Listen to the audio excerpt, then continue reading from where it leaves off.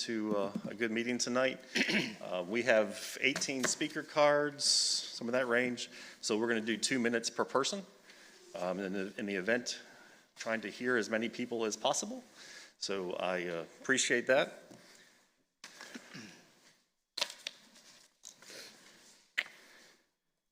And Dr. Herron, are you good?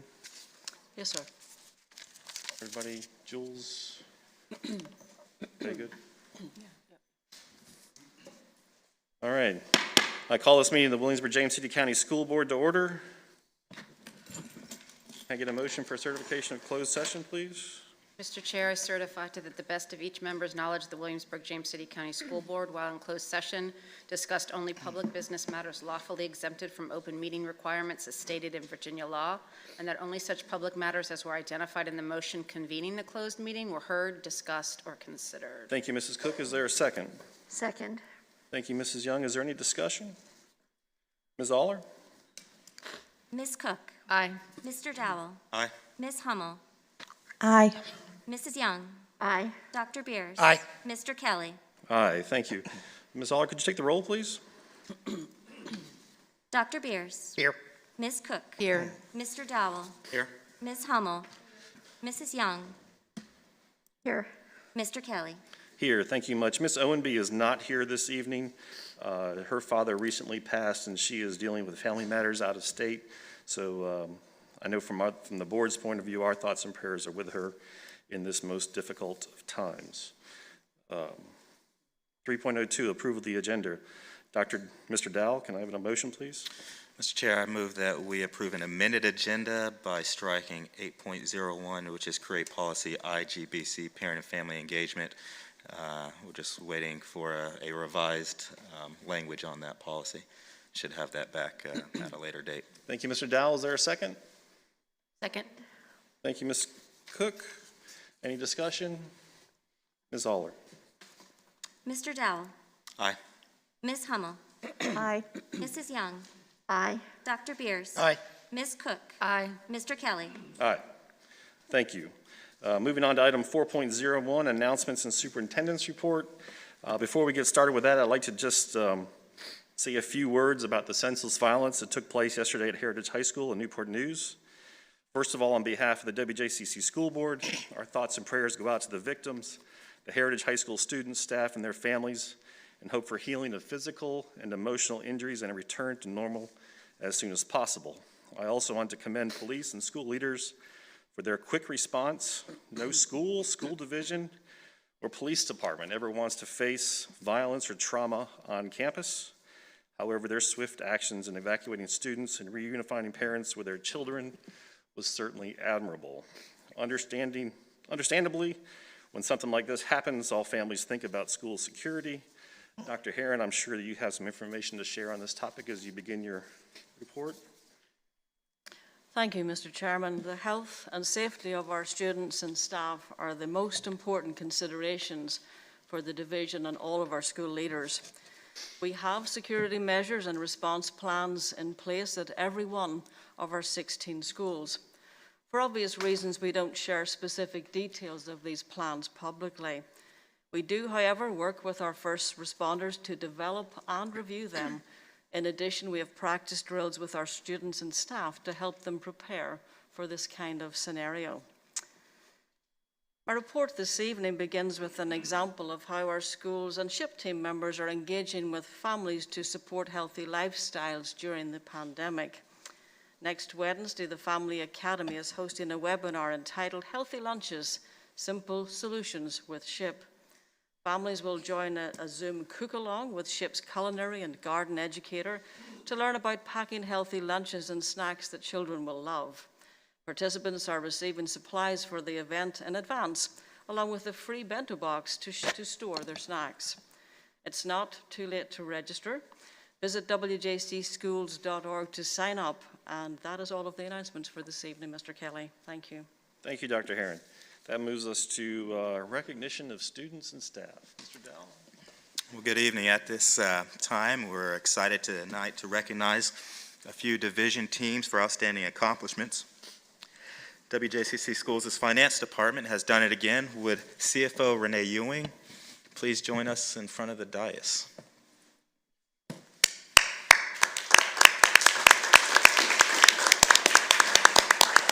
The Association of School Business Officials International awarded the team a Certificate of Excellence in Financial Reporting for the fiscal year ended June 30th.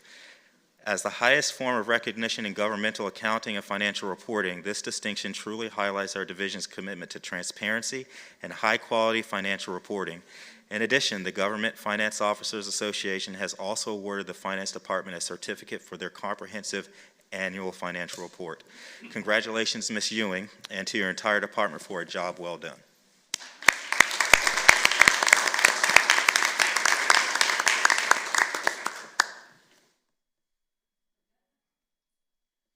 Up next this evening, we celebrate the Wjcc Schools Career and Technical Education Program. I'd like to invite Director of School Counseling and CTE, Jessica Walter, and Career Coach Sherry Thrift to the dais. The Virginia School Board Association has honored the division with an Excellence in Workforce Readiness Award for our Healthcare Programs Initiative. This award recognizes extraordinary collaboration with our business community to develop student coursework that will lead to employment in high-needs jobs right here in the Williamsburg and James City County. The WJCC Schools team collaborated with several organizations to identify local workforce needs and ultimately created the Healthcare Programs Initiative in response to those needs. By starting with a needs-based approach, this program can make informed programmatic decisions that directly lead to high-demand jobs right here in our community. Congratulations on this outstanding accomplishment, and thank you for all that you do.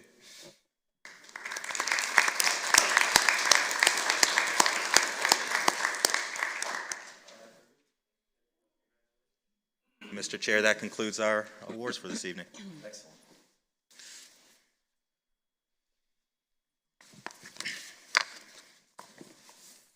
Thank you, Mr. Dowell. That takes us to 6.01. Oh, I'm sorry. Any other announcements or reports? Thank you, Mr. Chair. I just wanted to report that last week the School Liaison Committee met and heard an update from the consultant ANLAR, who is conducting the pre-K study.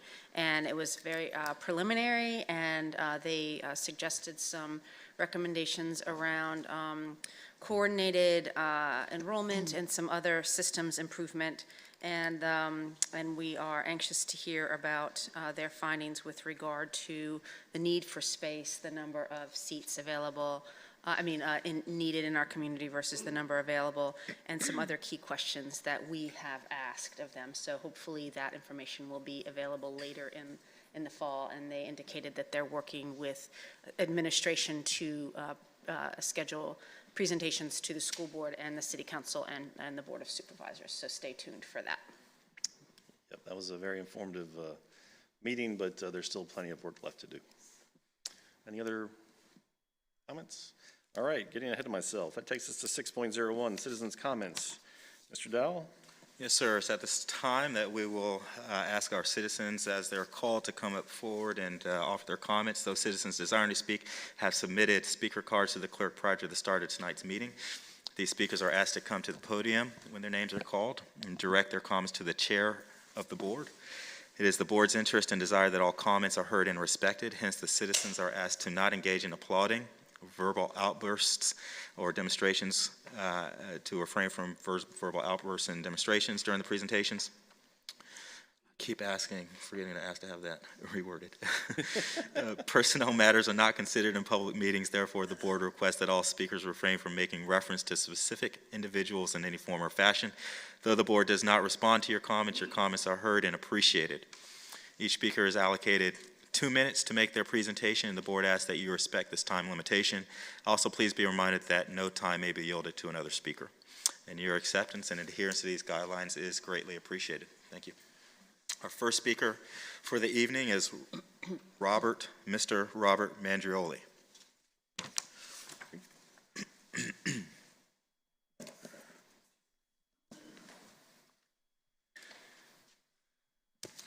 Good evening. My name is Robert Mandrioli. I come from Toano. Earlier today, I was made aware of a document that was handed to the students for the incoming scholastic year. On the reverse side of one of the pages of this agenda was a list of political candidates with the insinuation that these are the people that you or your parents should be voting for.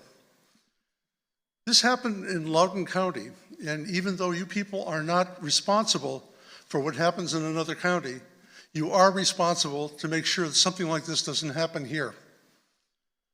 Ladies and gentlemen, we are an aware and awake community of parents. We see what you people do. You have a responsibility to us as the parents and the educational community, and you have a responsibility to the students. So with this in mind, we ask that you keep politics out of the student calendar, politics out of the student agendas, and to make sure that the education that is given our students is the best at what they deserve. Thank you. Thank you, sir. I appreciate it. Ms. Allen Parham.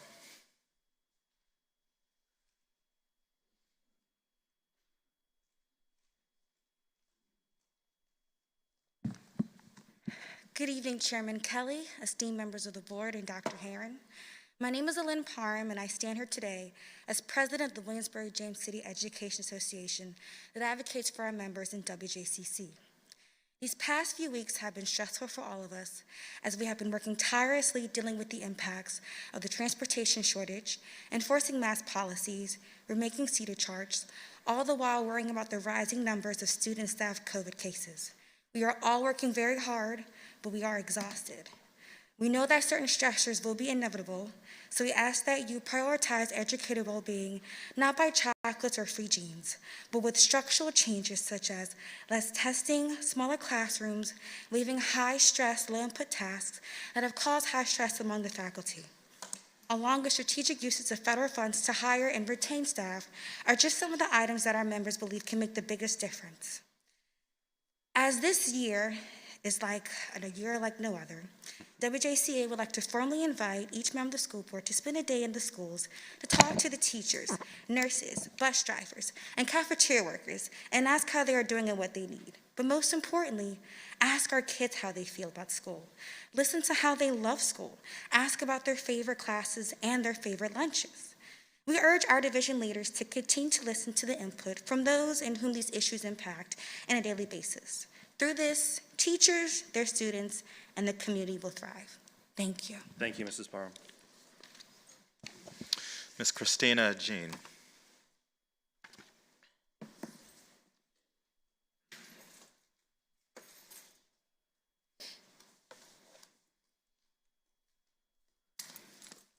Good evening. Thank you for hearing me out tonight. I'm here because of the calendar schedule and the timing of some of the things that have happened, to include virtual days, extra lunch periods, and now changing the schedule for the buses to run. I know that's temporary, but it does affect the governor's school specifically and the Wjcc kids, and I know that our principal has been fighting for these things not to happen to our kids. I've been told several times that they're smart kids, they'll figure it out, it's okay, they'll make accommodations, but the specific is that the students get on the bus at like 5:20 in the morning, and then they go down to Hampton or Newport News, and they go to school. When they come back, they're already leaving those classes early because they have to get back in time for their third block. Changing the lunch blocks, doing the different schedules, shifting things. Even recently, they're late to class already, and now they're even later to class, and they have to make up this time, they have to make up the studies, they have to talk to their teachers and have them hold class time to make sure they don't miss much.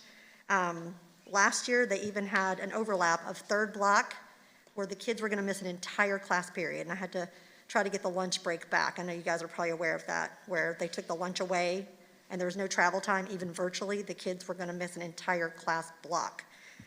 So I'm hoping that when you do the calendar, you do the schedules, that you look at the Gov School kids and the Wjcc kids and the kids that go off campus, because just because they're smart and they're putting their energy out and they're driven, it doesn't mean that they should work even harder to go do that extra mile with those teachers and try to make up the work. Please consider this virtual days that you have. You have one coming up next Friday that is a partial day. That is the exact same time as the schedule that they're already on at another school. So they're missing an entire class day by doing a partial day. So if you could extend the 2 virtual days that you have left to a full day so the kids can make it to those 2 classes. Even virtually, that would be great. Thank you, Mrs. Thank Jean. you. Ms. Susan Patton?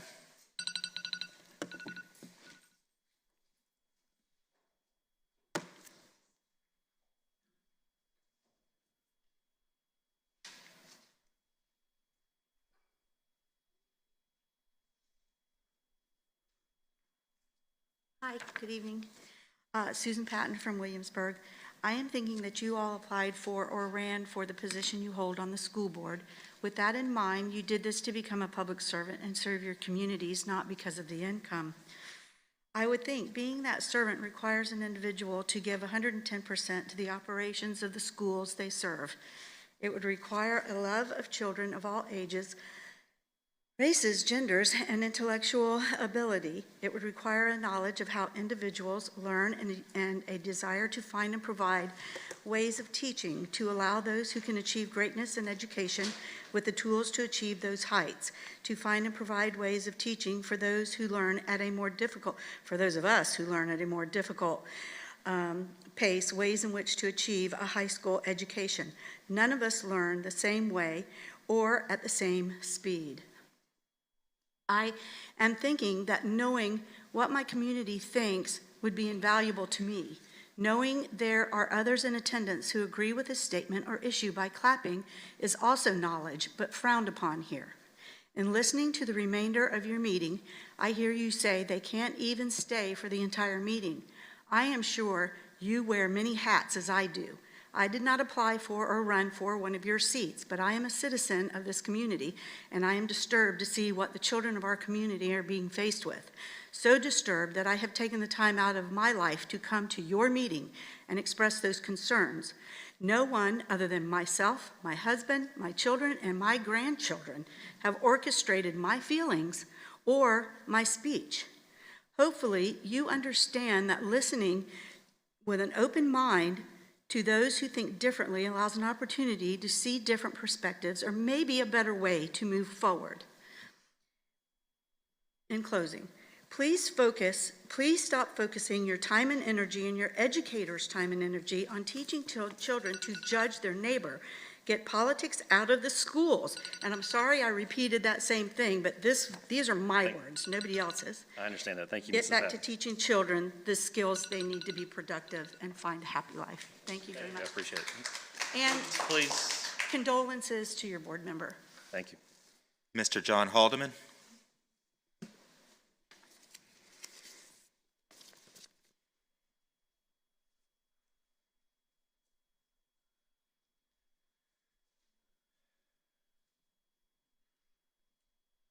Good evening.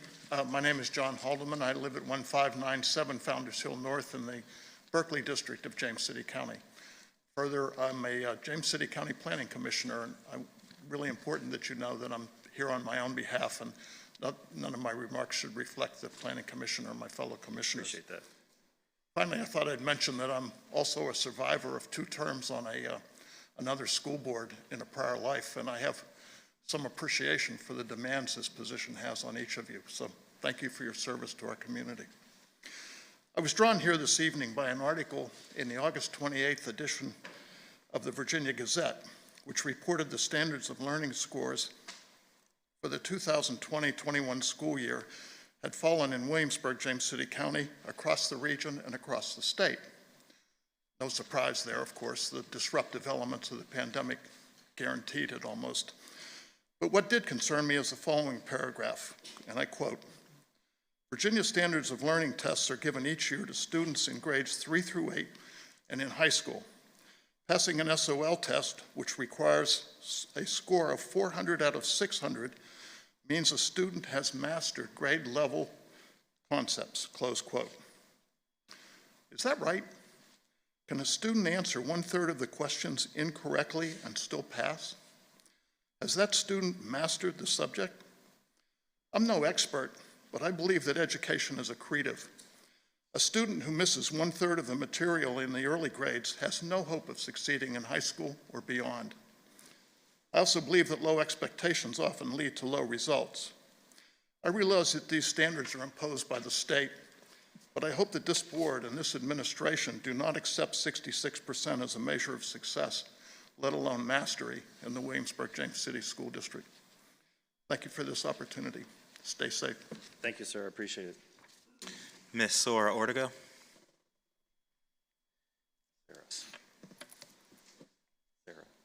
Sarah Ortega. There aren't many others with that. Good evening, Mr. Chair and board members, Dr. Herron. My questions pertain to an agenda item for this evening, item 8.03, revised policy 2A, instructional materials.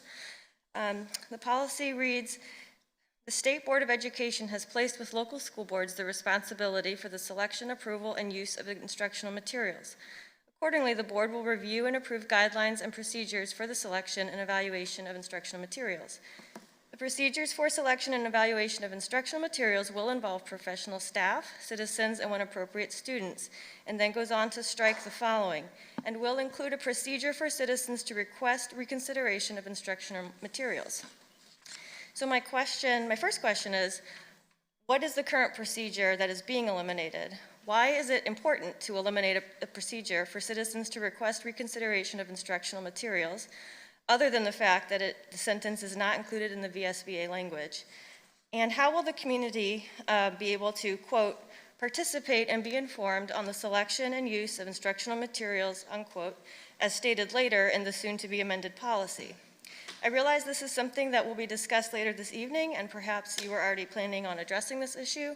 So I'm just hoping that we can clarify some of these questions and elaborate on this topic later this evening. Thank you. Thank you, Ms. Ortega. Oh, Mr. William Amos, I believe.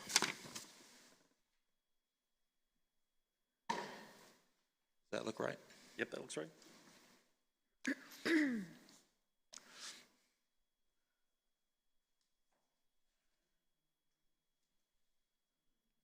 Good evening. Good evening. I'm a county resident, taxpayer. I'm afraid that in our school district, locally here, we have a cancer of indoctrination. I have examples and I have solutions. Example is last fall, 7th graders required to write a paper called Biology Does Not Determine Gender. Are you kidding me? There was, with the same, our police officers here this evening, be surprised as I was, another paper, same group, write a paper about police brutality. Are we Minneapolis, St. Louis, Baltimore? I don't think so. Following that, in our classes today, I believe that the issue of pronouns is supported. And what I'm really afraid of is the policy appears to be, don't tell parents. This is indoctrination. In addition to these items, there are male and female students today sharing showers and bathrooms. That's even worse than indoctrination. With elections coming, there's something to do about this, but I suspect most people in this room don't really know where the board members and the superintendent stand on issues like that. I move that the parliamentarian poll each board member and the superintendent in order to give us that answer. Do I have a second? No. Motion before the board, I'll wait. Your time is almost up. You have 10 seconds left. Well, at this point, I believe I'm on your time. No, you don't have standing to make a motion before this board. So, But I do appreciate your comments, and if you have anything left, you can give that to the board clerk. So I appreciate your time. thank you. Ms. Susan Franz.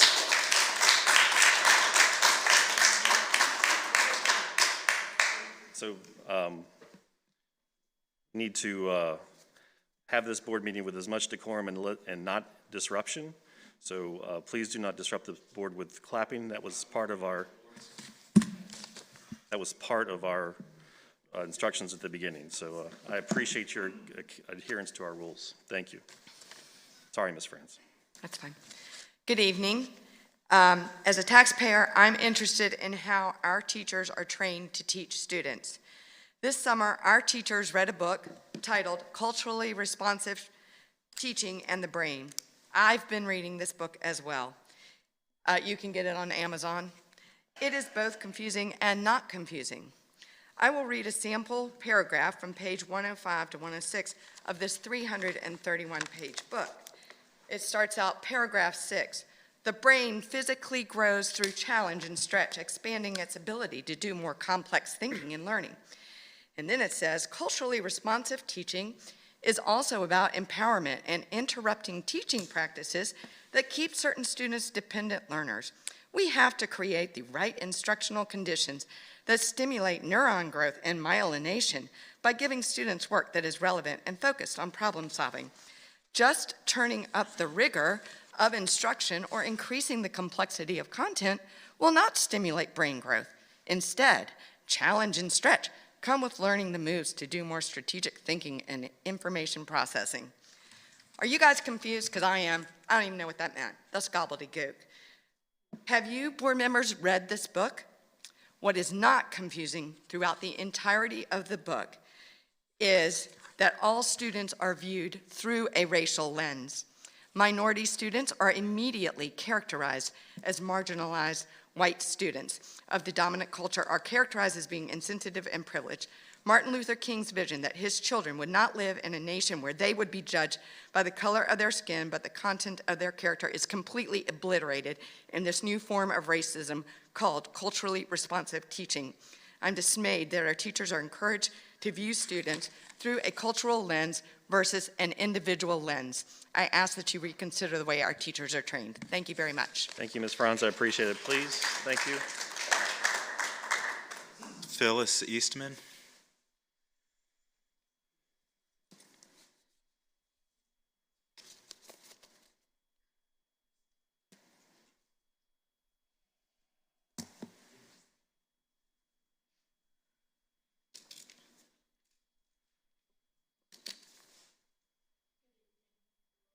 Good evening.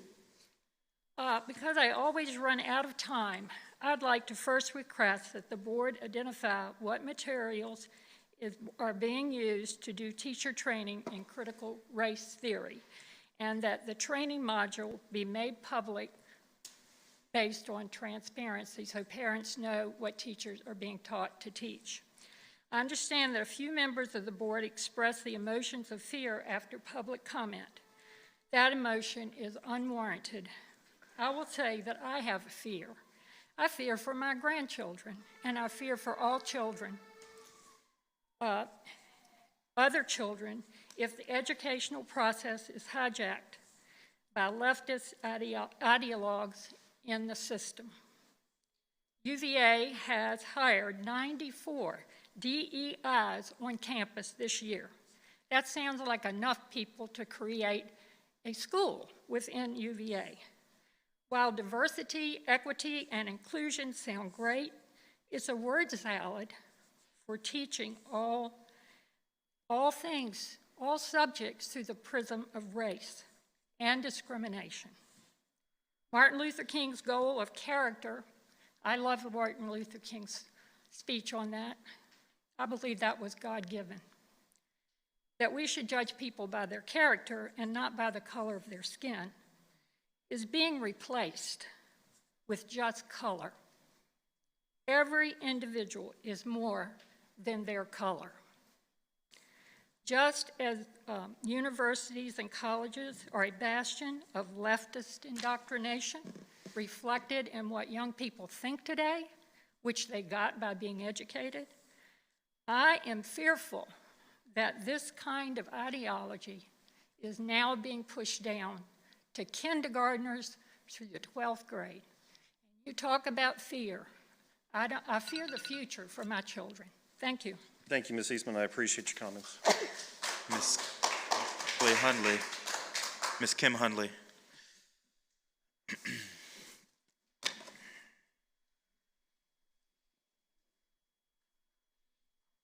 Good evening, Kim Hundley, 108 Mattaponi Trail. So I left some balls with the clerk as you remember, when I was president, I used to present the board each month, and so when COVID took us out, I did not get to do my last two gifts, and I already had them in my closet. So this was a speech I had prepared just to remind us of kids when they all got together to play ball games, how exciting that is. We've been to ball games, and all kinds of balls. There's different balls for each person because you can pass them, bounce them, squeeze them, whatever. There's even one for someone with special needs. But the thing that I liked is everything goes well until the adults get involved in the game, and then you have sometimes them yelling at coaches, yelling at the players, yelling at the umps. And but the kids just want to play and have fun. And even at the end of the game, the kids know the rules. They know how to behave properly. They know how to give each other a high five, and they run off sometimes and play again. And so, you know, I just wanted to just say that we just need to concentrate more on the kids and what's best for the kids. And I want to make it clear here that I am not on team politics. I am team kids. And I'm a winner, and I want all kids to be a winner. And we just need to behave a little bit better. Kids know how to do it. Have fun. Make sure everybody wins. And be cordial. Thank you for your time. Thank you, Ms. Hunley. Mr. Steven Zabinski.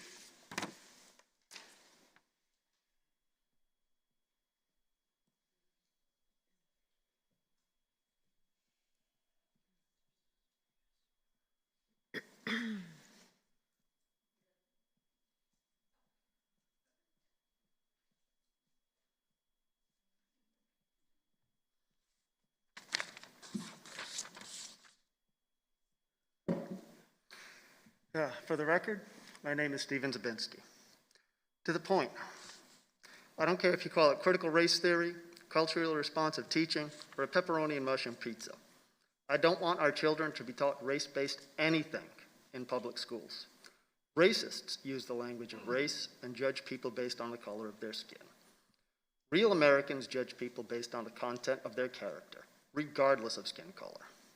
I'm sick of hypocrites labeling me a racist just because my skin happens to be right. Anyone with half a brain can see the idiocy of that position. As for the fears some of this board have expressed about an active shooter disrupting one of your meetings, such fears are unreasonable in this setting. You have a minimum of 1, usually 2, today 4 of Williamsburg's finest in attendance. Knowing the department they come from, I can tell you that they are some of the most professional and best trained police officers I've ever known. They have the courage and experience to keep you safe. Don't offend them by suggesting otherwise. I'll offer you some additional insurance on top of that. I may not be a police officer, but I am a retired soldier. In the absence of law enforcement, they need to get through me to get to you. It goes against everything I stand for to let evil like that go unopposed. Fear isn't always a rational emotion, though, and I understand that. So if you're still worried about an active shooter showing up at one of your meetings, I'd suggest contacting the captain of the Williamsburg Police Department. They'll gladly provide training for you on how to handle the situation and set up a time to conduct an active shooter drill. I'd support one as an agenda item during one of these meetings. It's a very good practice. As a security expert, it's one I strongly recommend for any private business or government office, whether they deal with the public or not. An active shooter training will not only ease your anxiety on the issue, but drastically improve the odds of survival of both you and your coworkers should that worst case scenario ever come about. Thank you, Mr. Zabinski. Thank you for your time. I appreciate it. Mr. Rafael Manzo.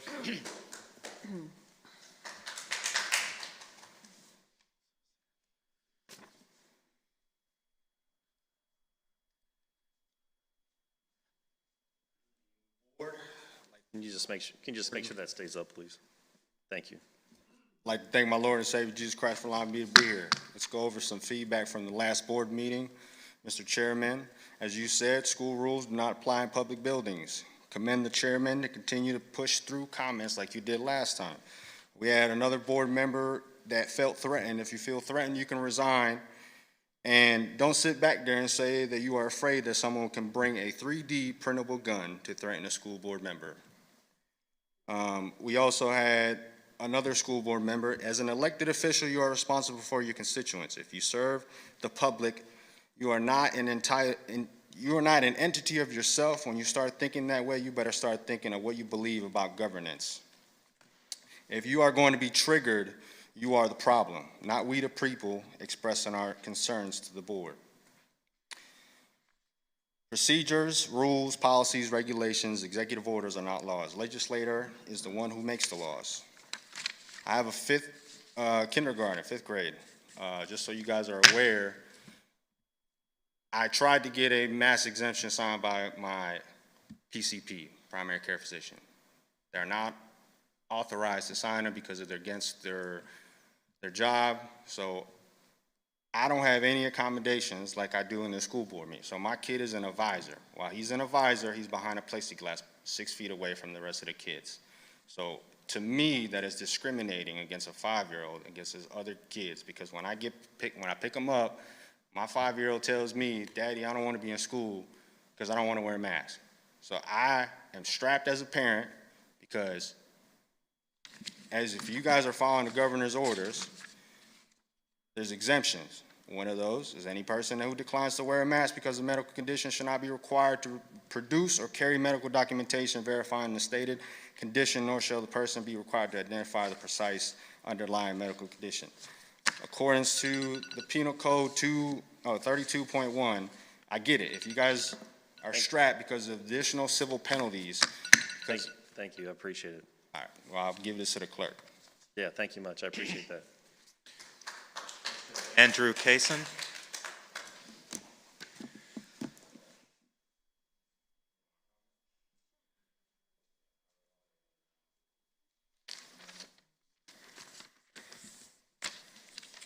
Distinguished members of the board, thank you for allowing me to speak tonight. I'm here to plead for you all to stay the course. Keep your efforts focused on delivering a world-class education to all students. Keep your efforts focused on supporting students who are marginalized and underserved by establishing equitable and culturally responsive practices as put out by the VDOE. Keep your efforts focused on the safety and well-being of all students by continuing to require masks and promoting vaccination. Don't get distracted by what is essentially anti-mask pseudoscience. Do not give in to the straw man arguments regarding critical race theory. As a Wjcc parent and teacher, I am dismayed at the level of misinformation and fallacious rhetoric being openly and proudly expressed during public comment. Many of you have expressed your discomfort and fear at this venue being occupied by a large group of unmasked and uncivil constituents. Your feelings were shared by many in attendance as well during the last meeting. However, do not let this small minority of students monopolize your concerns, because the situation right now is dire. We must continue to amplify expert voices like those of Dr. Dolan, who guide us in best practices for teaching in a pandemic.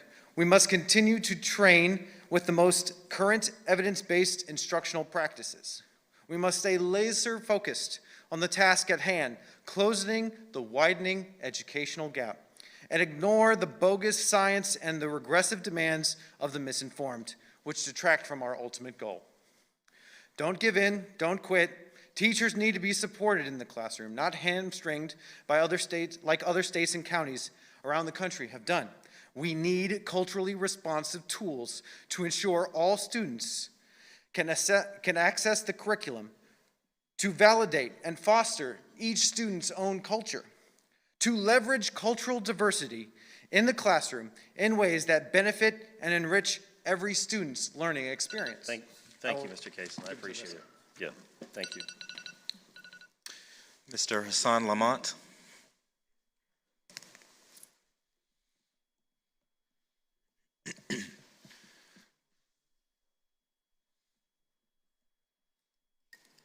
Good evening.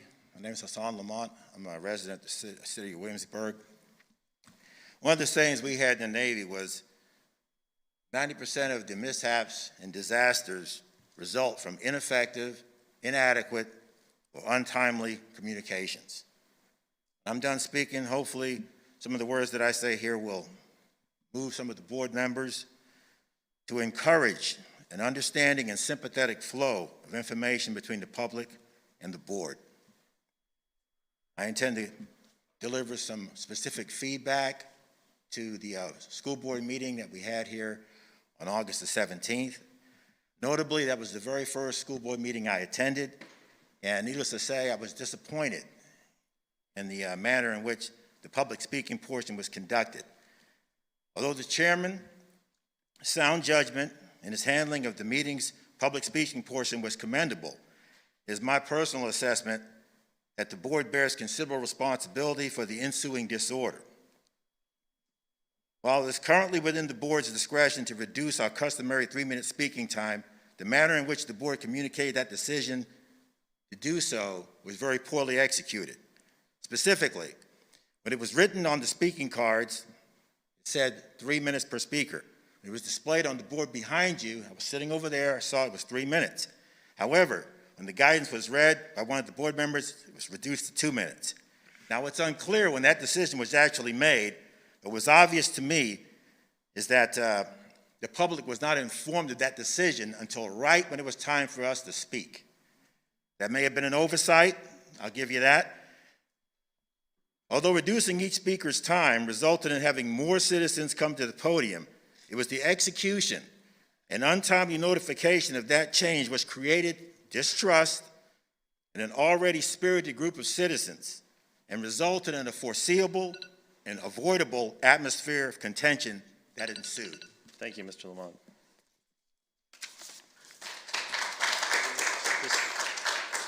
Baumgart.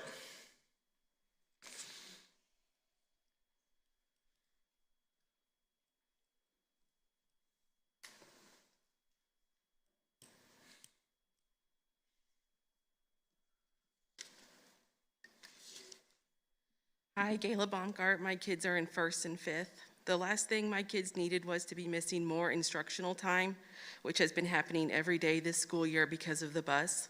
I wish more was done in the summer to inform parents to make other arrangements when you knew it was going to fail. I'd also like to address the 15 minutes you took away just before the first day of school. I saw the email as to why it was taken away, but I think it was a bad decision. What the kids really need is more instructional time. If anything, you need to be adding more minutes onto the school day to make up for the missed learning. I saw your testing scores and the number of kids who have failed one or more classes. I would like to see increased urgency and creativity to address missed learning. My daughter was 5 when COVID hit, now she is 7. Precious time was lost when she needed to be with professional educators. I don't hear enough from the superintendent about creative outside-the-box thinking, after-school tutoring, Zoom groups, extra programs, extended school hours, or extended school year. My kids' class sizes are the same as they were pre-COVID. Maybe I'm expecting too much, but I did think that there was going to be a big effort to make up for the missed learning, but I see quite the opposite. I saw that the volunteers are being limited again, but I also don't hear anything about letting the volunteers work with the kids online. This school board focuses on something as unimportant as public commenters. Please focus on the real issues impacting the schools and kids instead of public comments of all ridiculous things to be spending your time on. Next, I would like to know how many times there has been in-school transmission in the school year so far, to the best of your knowledge. I'm concerned that many of your safety policies are still unnecessary and go beyond Dr. Dolan's recommendations. My 1st grader is not allowed to get out of her seat. The kids can't sit on the carpet for story time. My son has a friend in his class he can't talk to even at lunch, as he is in a different pod. There continues to be many restrictions daily on the kids that take away from the joy of school in the name of COVID that are not doing anything to prevent COVID. Thank you so much. Thank you, Ms. Bowman. Ms. Jill Piles.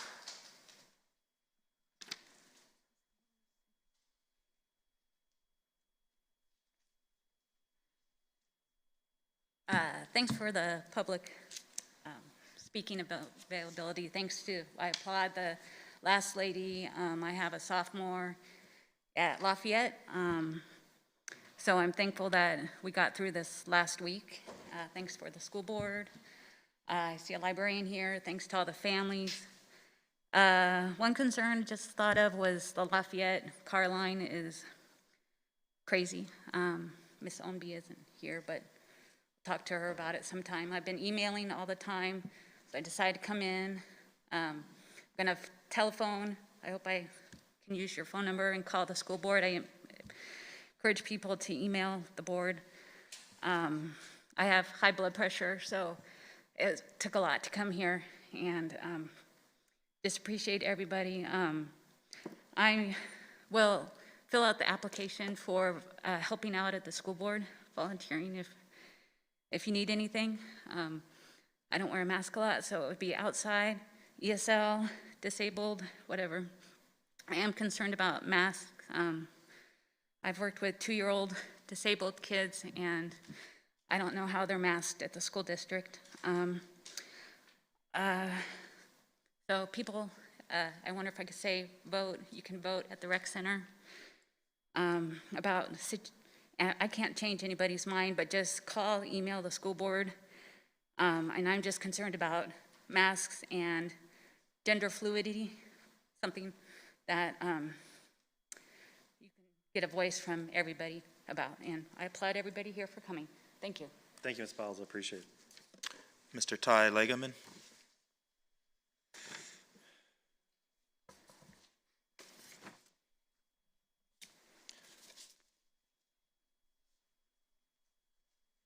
Good evening, I'm Ty Lagerman, and I'd like to address the policy 8.03, revising instructional material. And in there, you are proposing to actually strike a procedure for citizens to request reconsideration of instructional materials. We've had from the previous meeting, and a couple of folks have talked about tonight, this is the culturally responsive teaching in the Brain book that is mandatory professional development for the teachers. And I'm pleased to see that the board recognizes that they have the responsibility for selection, approval, and use of such materials. But I haven't heard anybody actually declare how this became a topic for professional development. If the three main things going on right now in our schools is identifying and remediating COVID learning loss, buses, right, and how to instruct with masks, I'm not sure how this helps teachers address those. And I've had teachers reach out to me specifically about asking the question of how are we supposed to identify and remediate, and what are the best practices, and how can we do this better? And I'd love to see this be part of a robust discussion here so that we as citizens and involved public can appreciate what we're taking on. Instead, what I'm hearing is that we're kind of sitting back to see how test results come in the upcoming tests, and is that going to be timely enough? People like to talk about learning loss and, equity educational gaps, but going from 80s to 60s in our SOLs, everybody's coming down. And so I think this would be better time spent for the public to hear how are we going to do this than striking something that says, hey, does this book belong in our class or in our teachers? Thank you. Thank you, Mr. Lagerman. Mr. John Slokovich.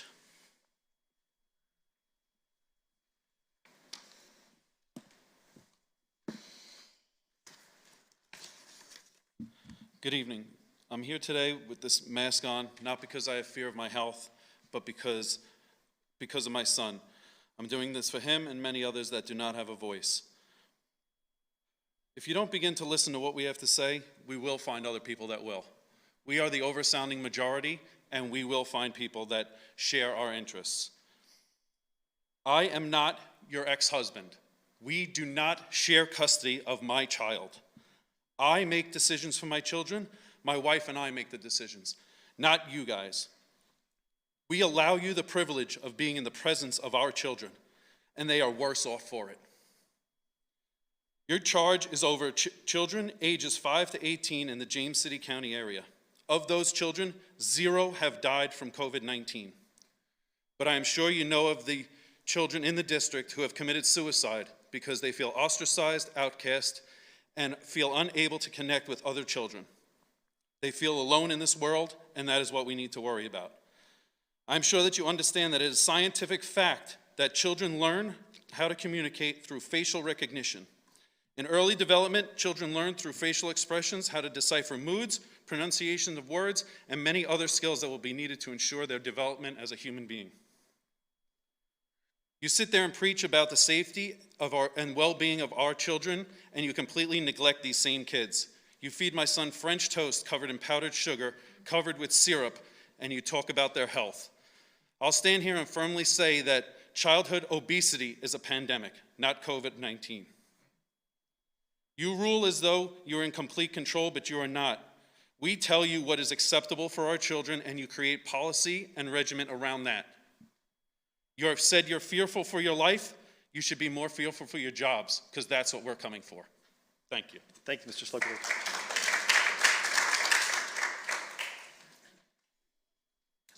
All right, that's the, appreciate all the comments tonight.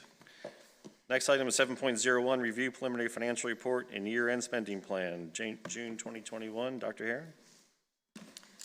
Thank you, Mr. Chair. Ms. Ewing is here tonight to present the end-of-year financial reports and a preliminary spending plan for the remaining funds. Ms. Ewing. Thank you, Dr. Herron. Good evening, Mr. Chair, members of the board, Dr. Herron. This evening, I will be presenting to you our preliminary financial status as of June 30th and the proposed year-end spending plan for fiscal year 2021. It is important to note that each year we bring this to you in the month of September. However, we have not gone through our external audit yet, so these numbers are preliminary and unaudited. My team and I have worked hard to make sure the information presented this evening is as accurate as possible, but as we go through the audit process over the next several weeks, these numbers could change slightly.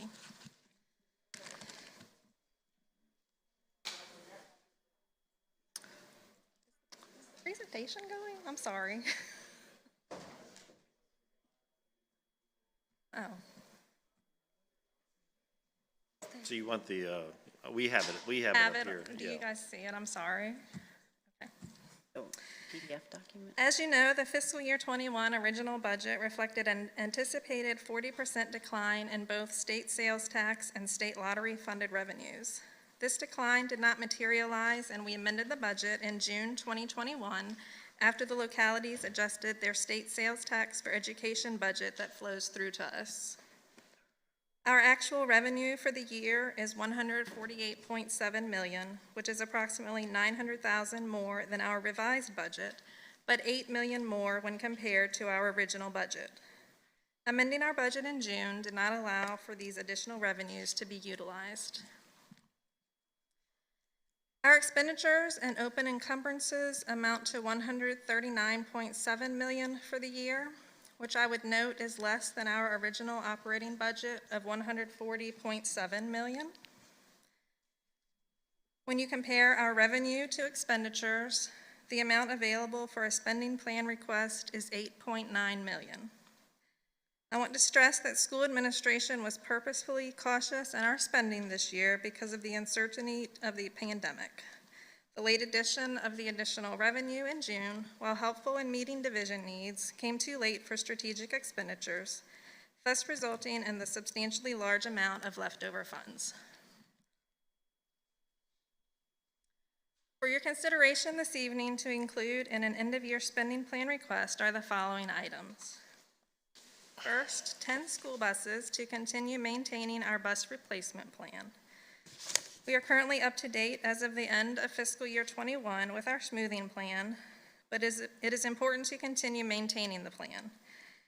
At the beginning of this school year, we had 22 buses with over 250,000 miles, and we have 23 buses that are over 15 years old. With an anticipated 6.5% increase in the cost of buses, the total estimated cost is $1,250,000. Expansion of the transit fleet to allow for transporting students that are currently on buses with smaller ridership, as well as select out-of-zone and special education students. This request is for 10 minivans with an estimated cost of $400,000. A dehumidification solution for Clara Bird Baker will provide the building with better indoor air quality.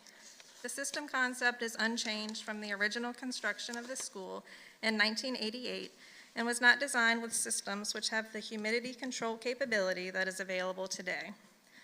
The estimated cost is $1,350,000. The Division Instructional Technology Standard for each classroom includes a ceiling-mounted projector and teacher control panel, which many have reached the end of their useful life. 325 classrooms were upgraded this summer, and this request would allow for the upgrade of all remaining 263 classrooms at an estimated cost of $783,450.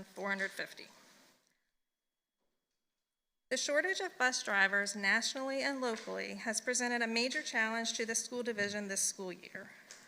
Arrival and dismissal times have been impacted across the division.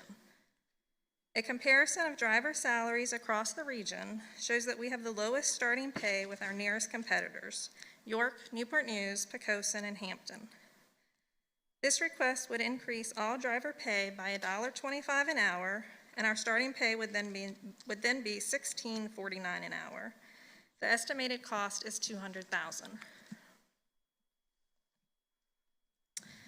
These items represent immediate needs of the division and total $3.9 million, which leaves approximately $5 million remaining of the $8.9 million surplus. School administration proposes the allocation of all remaining surplus funds, $5,008,298, to a school division's sustainability fund for capital needs. The Jamestown High cafeteria is an immediate need to allow sufficient space for students during lunch. The current space is inadequate for the number of students that we have, and we would request that the design process begin in fiscal year 22 and construction in fiscal year 23. Design for the renovation of the Lafayette 900 building is approved for fiscal year 22. We would recommend construction begin in fiscal year 23. The space currently utilized by Child Development Resources will be vacated in June of 2022. This would allow renovation of the space to begin immediately. The estimated cost for these projects is $5.4 million. If our remaining surplus funds of $5 million were allocated to a sustainability fund, it would defray approximately 92% of the cost of these projects. We are grateful for your support of the plan, and we look forward to working with our funding partners to meet these pressing needs. At this time, we'd be happy to answer any questions that you may have.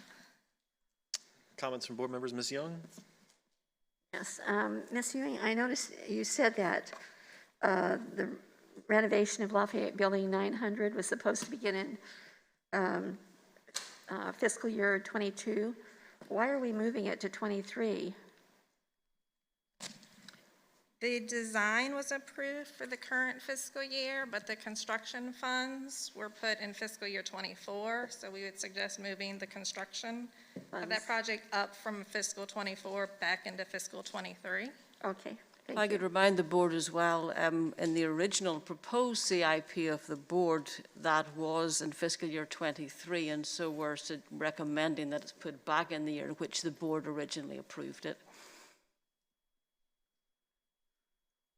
Ms. Cook? Thank you, Mr. Chair. Can you remind us of what the difference between the balance that we think we have year end and then what these requests total and what then would convey to the localities? What's that? If they say yes to all this, how much would go back to the localities? Well, we kind of broke this request down into two parts. So the $3.9 million kind of represents our immediate needs, and the $5 million that would essentially go back to the localities, we would suggest that they put aside for capital needs. So there's no $600,000 set aside or any of that? So it would just be part of that $5 million. Thank you. Okay, I get it. It's about the immediate needs. I support all of them, particularly the sort of, I guess you call it white fleet expansion, although I hope we paint those vans yellow so that the kids can be happy that they're on a yellow vehicle. I think that's important. But I guess I do support the request for doing the Jamestown cafeteria design in this fiscal year and then building it in the following year, as well as the Lafayette renovation.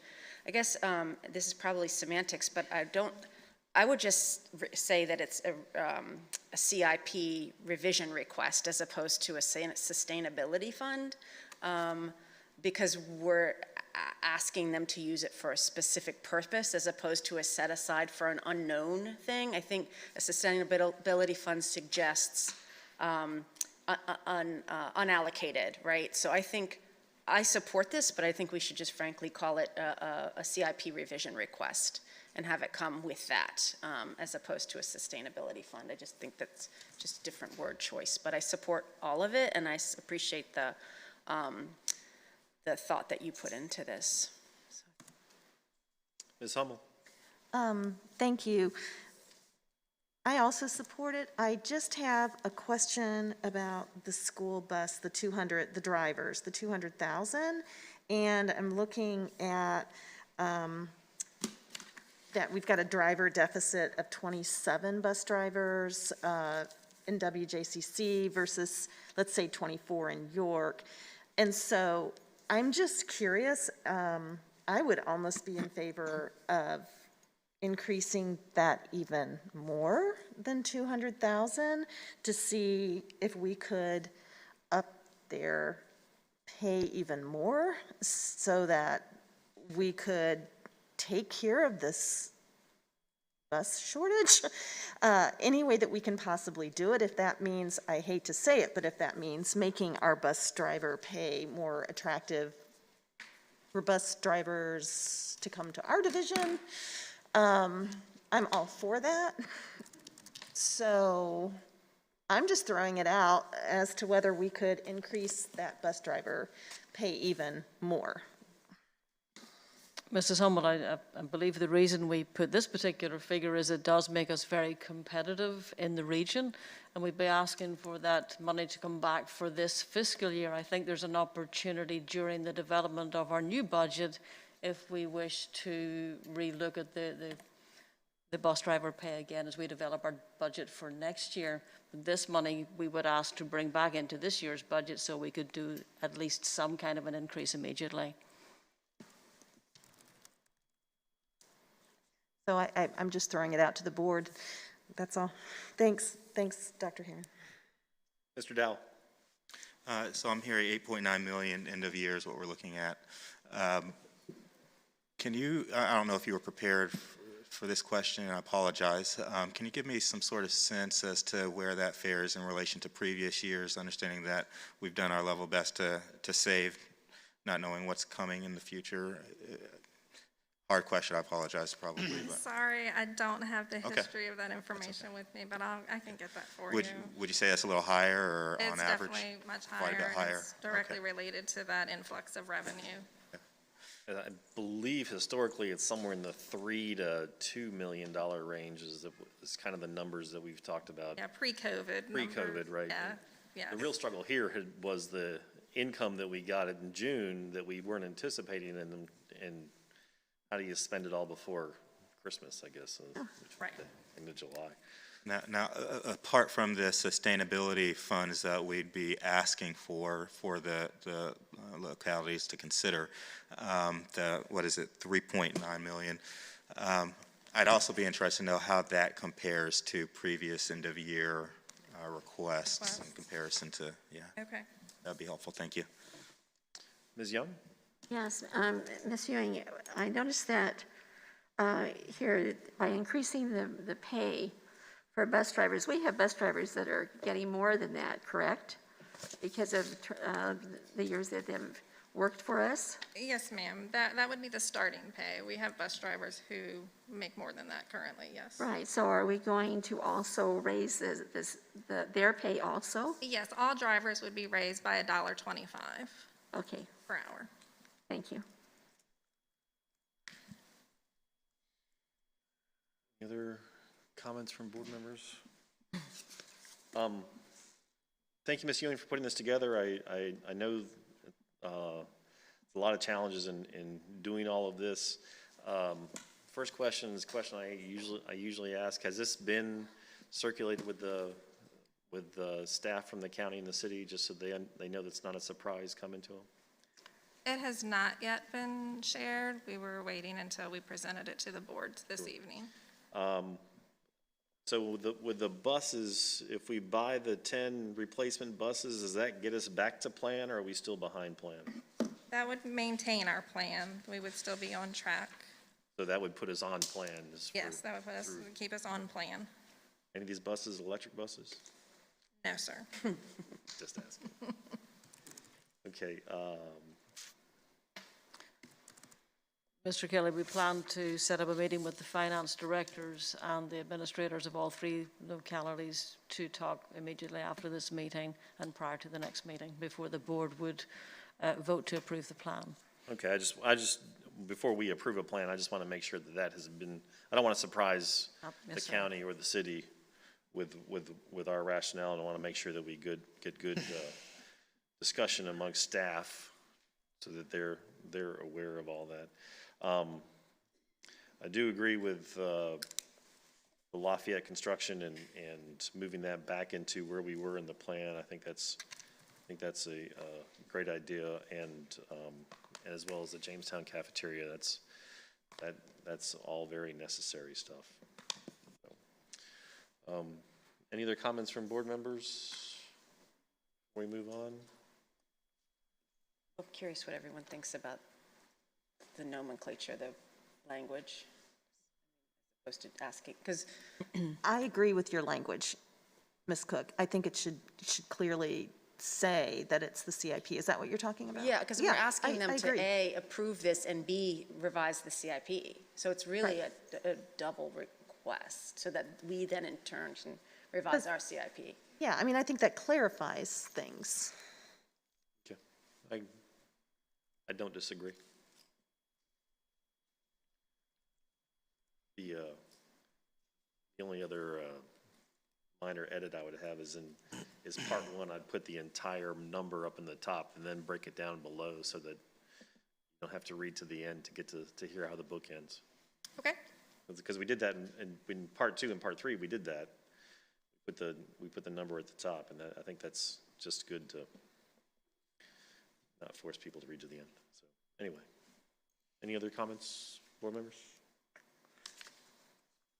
7.02, review of school board standing operating procedures. I guess I'm going to turn that over to Messrs. Hummel and Dowell. As far as who wants to take the lead on that? Since you're up there on the dais, do you want to take it, Mr. Dow? Several months back,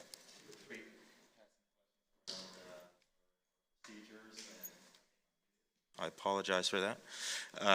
Questions around our own procedures, and a few of these were, what constitutes a meeting, how we communicate with one another over email, how we answer the community via email, and the board chair's responsibility to communicate on behalf of the board.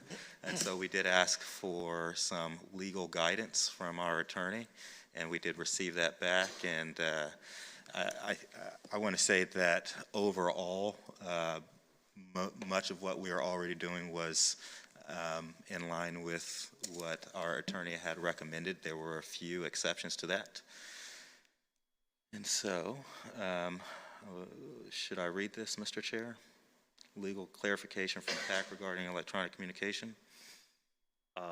I don't need it read, but if... Because I'm not seeing it in here. Oh, there it is. I apologize. I do see it. Okay. So school board SOPs. Nice summary would be good. Yeah. Okay, so regarding the parliamentarian, I think that ahead of our policy committee meeting recently, we being myself and Ms. Hummel, the board members on the policy committee, were not in agreement at the time as to whether we should keep or not keep a parliamentarian. As of recent events, I think we're more in agreement that we would like to see a parliamentarian assigned to our board amongst us.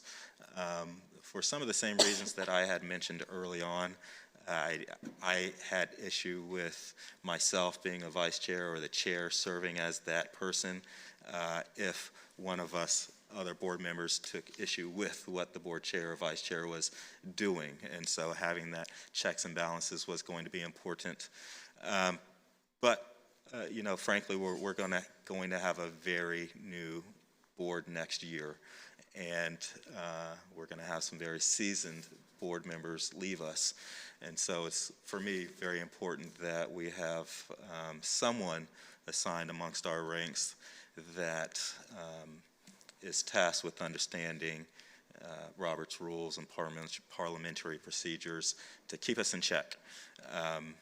That's kind of where we settled on that. And so originally we looked at removing parliamentarian. We asked what that would look like within our SOP, and then in our conversation decided we wanted to keep that. Did you want to add anything, Ms. Hummel? Yeah, I just wanted to say that, you know, like all of us kind of rotate roles, and so having a position of a parliamentarian that is kind of rotating then therefore assures that at some point everybody on the board is trained in Robert's Rules of Order, trained to, you know, that's like their responsibility. So I know when I was parliamentarian, that's when I was, you know, incented to get the book and read the material and learn it, because that was my role. So I would just say that that's another reason just to have a more educated board on procedures. That's pretty much it for parliamentarian conversation. Do we want to stop and ask for questions or comments before we move forward, Mr. Chair? Sure. Maybe questions or comments on that? I mean, I haven't heard any objection. For me, because you're anointed parliamentarian doesn't mean that you know Robert's rules, and there are others that probably have a better, they can have a better feel, and so it just kind of always felt to me that was just a role, a title to give to somebody, but I don't have a visceral reaction to that. Ditto. Here says ditto. Okay. Oh, and one other thing, we talked about that the clerk would be responsible for timekeeping. Yeah, get into that next. Go ahead. Oh, sorry. No, you can. Yeah, before I go really in depth on public comment time, yeah, we looked at responsibilities, roles of the board during that time. And so you'll see that chair may request assistance from the vice chair and parliamentarian, still a parliamentarian amongst our midst, for recognizing speakers. We struck and for timekeeping, asking that the board clerk would keep the time and that the time would be auditory as well. The end of the time would be auditory. And that prior to recognizing speakers, the vice chair, that would be a duty of the vice chair, will read a statement providing the protocols for citizen comment period, striking that as an option for the parliamentarian. Yeah, at one point we had the parliamentarian read the instructions, and then the vice chair would read the names, and I'm not sure how we got away from that. Was that a COVID thing that? No, actually, at the beginning of this year, because we were thinking about doing away with the position, and so we just thought it would make more sense for Mr. Dow to both read the instructions and read the names, because we were kind of migrating into this idea of not having one next year. Yeah. It works fine. Yeah, it does. I agree. Okay. So before we go on, before we continue with public comment, we'll come back to that. I'll move down to page 32 of the SOP, Board of Media Communication, talking about board members responding to the public as they query us. And so I guess as a backdrop on this topic, many of the colleagues here will receive an email from someone from the public, and it may be to Greg Dowell, Jim Kelly, to all the board members individually named, rather than to the whole board. And so who is responsible for answering that comment or that question? That's one of those questions that we asked ourselves, finding that many of us were answering or providing an answer to the community where perhaps, and this was the question, perhaps that is the sole duty of the board chair.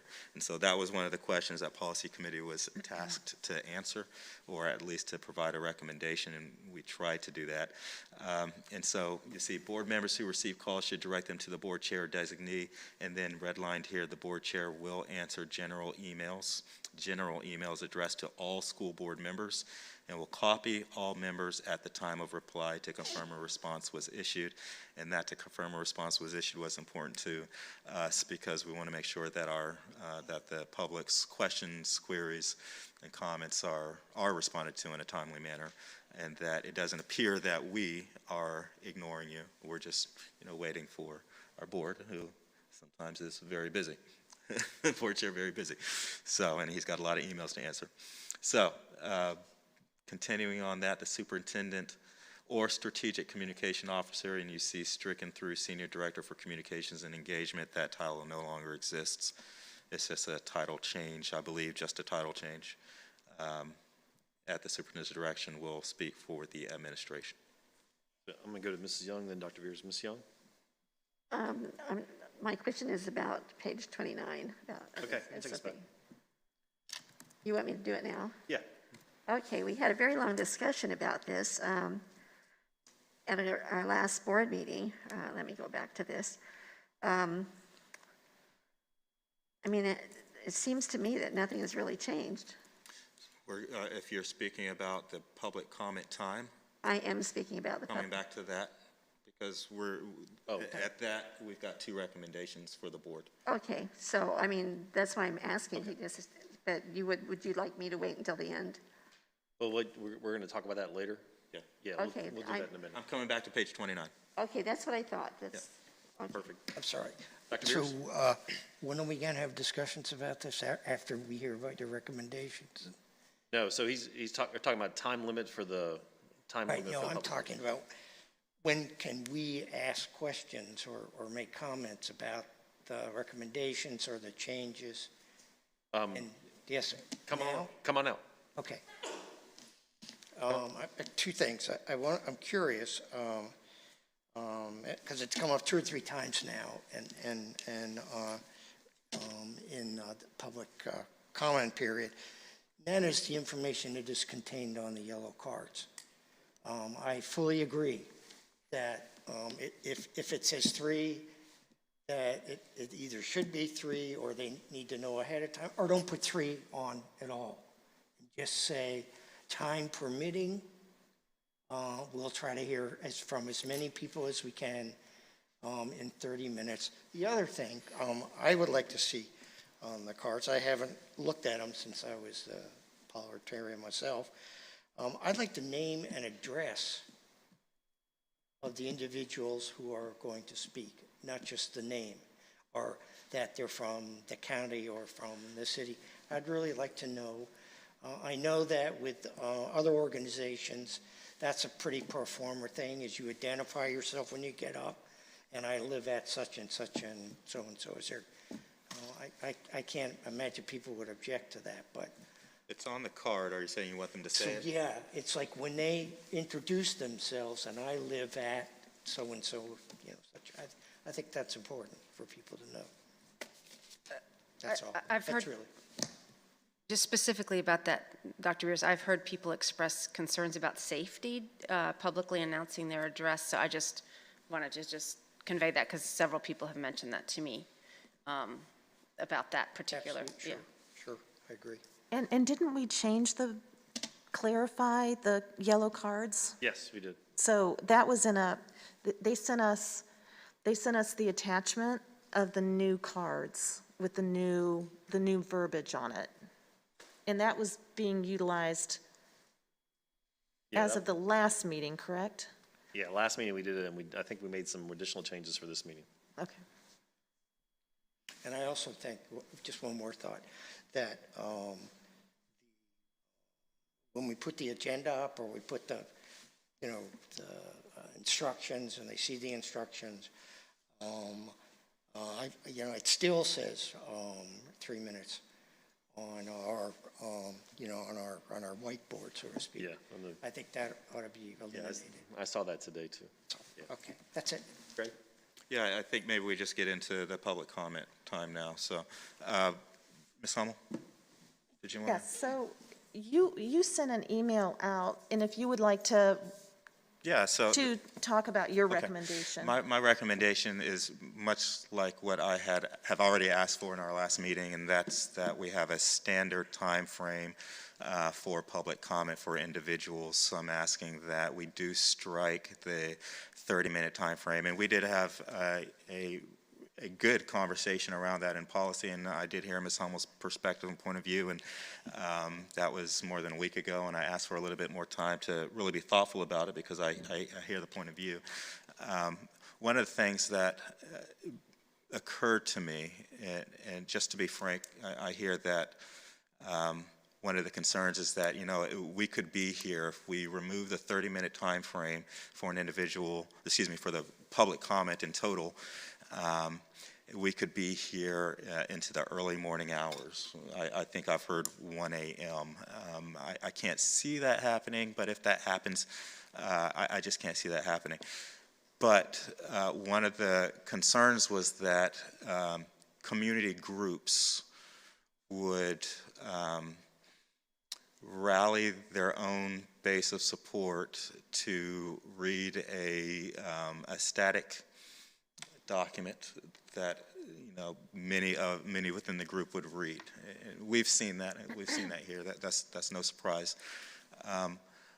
I got to thinking on that, and I still would hesitate limiting public comment based on that because, you know, having sat there, this is intimidating. It could be intimidating for some, and yet even those that would be intimidated by this, the audience or the dais here, they want their voice heard. They want to they want to share the perspective of their student or their family, their community that they care about.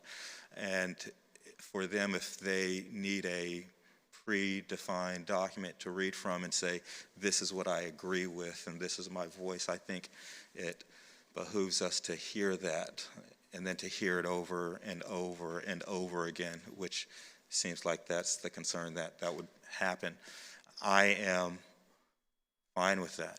I have no issue with that, understanding that not everybody can articulate what's on their mind in that moment, and yet they want their opportunity to speak. And again, not agreeing or not agreeing with that speaker, that's neither here nor there. They deserve I believe, deserve the opportunity to speak. And so at the same time, respecting everyone's time, respecting Dr. Herron and her staff who are here, and respecting our colleagues. What I'm asking for is 1 minute and 30 seconds, predefined standard time, that we would neither go above nor below, depending on the number of speakers here. When they arrive, they know they've got 1 minute and 30 seconds. When they decide a month from now they're coming to speak, they know they got 1 minute and 30 seconds to prepare a statement, and they'll be prepared with that statement. And we hear as many want to give a statement within that individual time slot. And when I read your recommendation, because I was a little reticent to give up what we've been used to doing, which is keeping it to 30 minutes. However, I appreciate succinctness. I appreciate the fact that you can get your message across in 1.5 minutes rather than 3 minutes. And I appreciate some of the speakers tonight that said, I want to know, it is hard to plan for something and then not know until right before you get here how many minutes you've got. So I can appreciate all that. And so actually, I wouldn't mind giving the 1.5 minute, no time limit, no cap. I'm actually okay with that. So I think Mr. Dow and I are in agreement, but we want to hear from you guys and see how it goes. Here? Thank you, Mr. Chair. I guess I feel like I'm missing something. I don't have an opinion on that. I'd like to consider this as a proposed agenda item, but am I missing a markup, or has this been committed to writing, and is it publicly available? Because as a visual person, I'd like to see it. Yeah, I don't see it in board docs here. I will say that I didn't ask for it to be. I did assume that it would be, but that's on me. Yeah, I mean, feel like. it's just, I mean, I guess Yeah. it's the parliamentarian in me. It's a procedural thing. I agree. I'm just having a hard time processing it. I mean, in theory, it sounds great. Yeah.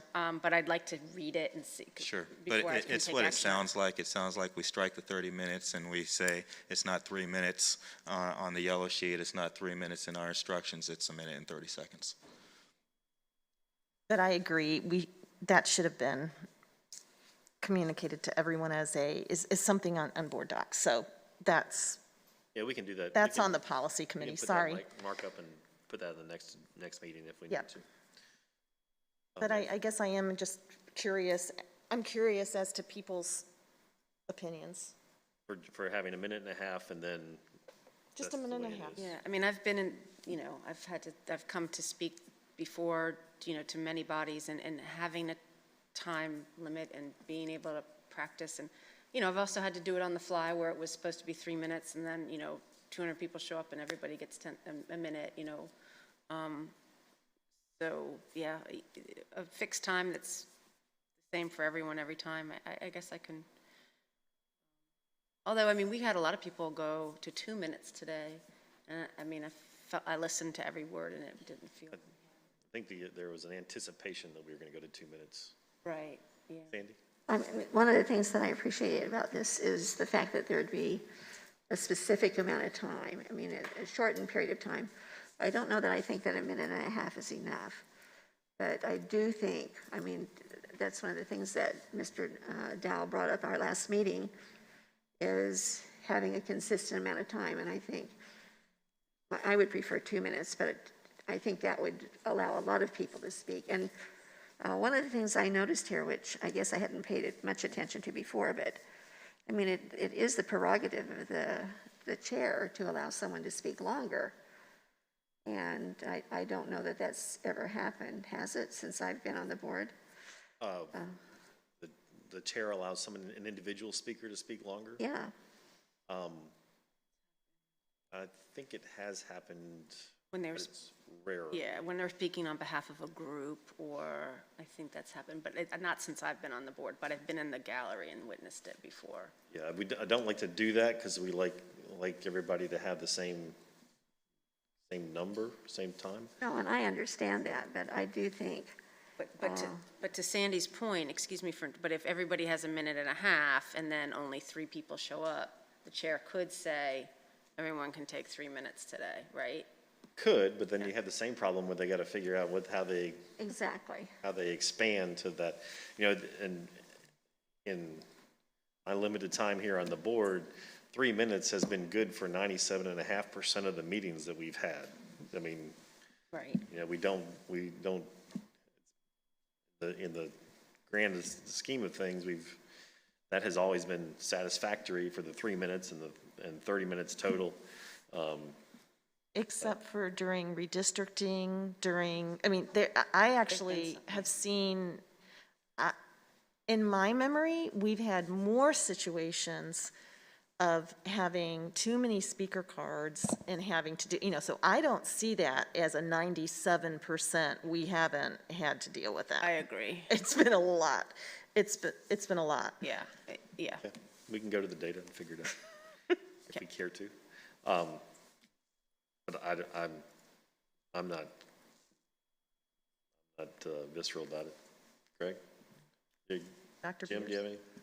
Yeah, my feeling is, I've thought about this more as well, is 1.5 minutes, 2 minutes, and maybe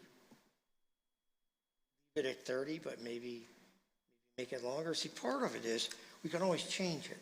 If we say, okay, we're going to reduce the amount of time per speaker, but we're going to allow more time. Try it out, and if we and if it's workable and doable, great. If it creates an unnecessary burden on our time or what we need to do or not having enough time, then we just go back and change it. Yeah.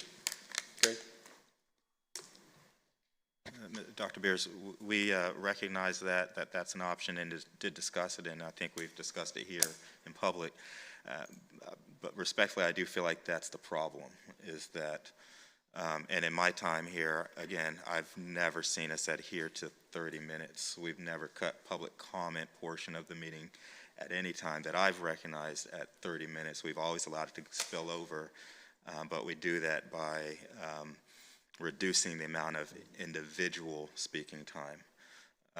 So, you know, making it an hour really wouldn't matter. Yeah, and it's just, I think I we don't strike care. that and give. I'm perfectly happy keeping it 30 minutes, yeah. but I also, I think we I think strike the that idea and of- give the public some consistency, I think is what is the better judgment. sorry? Say I that think we again? should strike the 30 minutes and give the public consistency and what they know So will be what, their speaking time frame. Well, that's what I was saying, Greg. I said, you know, and see how long it goes. And if we find that there's way too much time being spent on public comment and we can't get to do the other stuff, fine. So, but I do like the idea of an hour, a minute and a half, maybe two.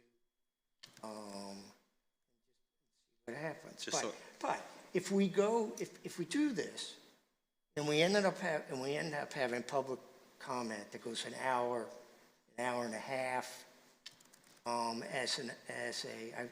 course nobody would do this, but as a way of hindering the work that we need to do, we just need to be cognizant of that. That's all. So I'm good with the you know, eliminating the 30, but reducing the amount of time per person, so that allows more people. So do we want to get that put in writing, and then we'll talk about it at the next board meeting? Yes, well, Ms. Arlar, can you do that for us? Okay, thanks. One other thing I would say is, I think it really behooves, because I would, you know, I would certainly read them.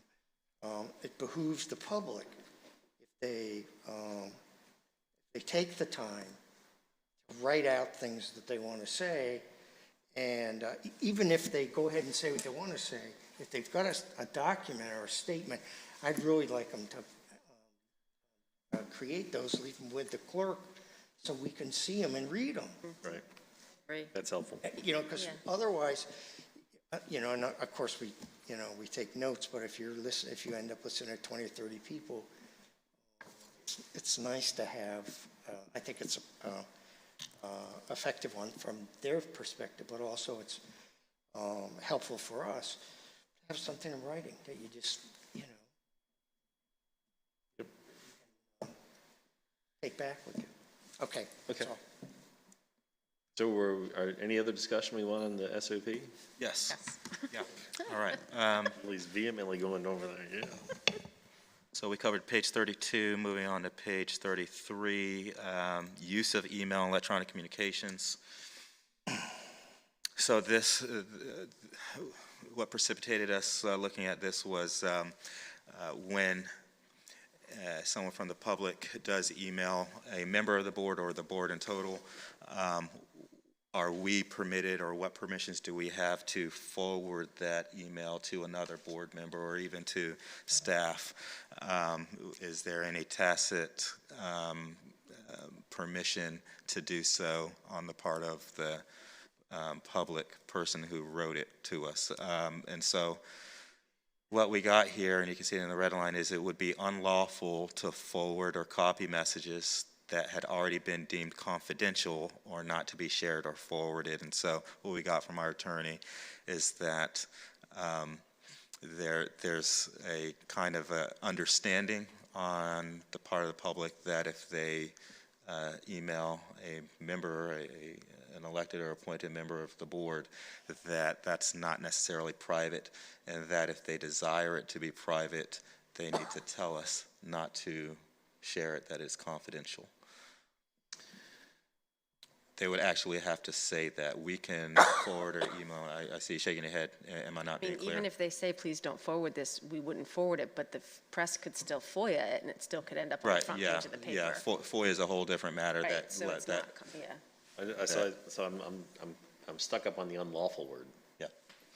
So it might be inappropriate, but I'm not sure that it's unlawful. If they say, do not send this, this is confidential, and we do it anyway, we're told by attorney that that's unlawful. How about that? Yeah. I learned something there. I just Yeah, thought, and also keep in mind, if anyone sends me an email that says, keep this confidential, don't forward it, I'm also not going to be sharing that information to anyone. So it's one of those. but if it comes to you as a business or public official and I FOIA it, I still get it. Yes. Right, right. But I'm just saying, if someone sends me something, I can't do, and says this is confidential, I can't go anywhere with that. I can't do anything with it. Dr. Beers? I guess I have a question about confidentiality. If somebody sends you an email, is the assumption that it is confidential? No. No, unless they say it's confidential. So if a citizen sends me and I've received those emails that fit into any number of these categories, am I supposed to forward that on? If I forward that to the chair, and if I forward it to the chair, how's that handled? Well, this really came up because I think we discussed moments in time where we felt like we should forward an email. Those happen. Can we just do it automatically without the person saying this is confidential, or without having an understanding, or even asking the person, can I? Right? And so the easy answer, the lawful answer, was that person sending it to the board or to an individual on the board has to identify that correspondence as being confidential, for your eyes only, do not send it. So if somebody sends a correspondence that, shoot, I just dropped it out now. I know it. Let me go back to that.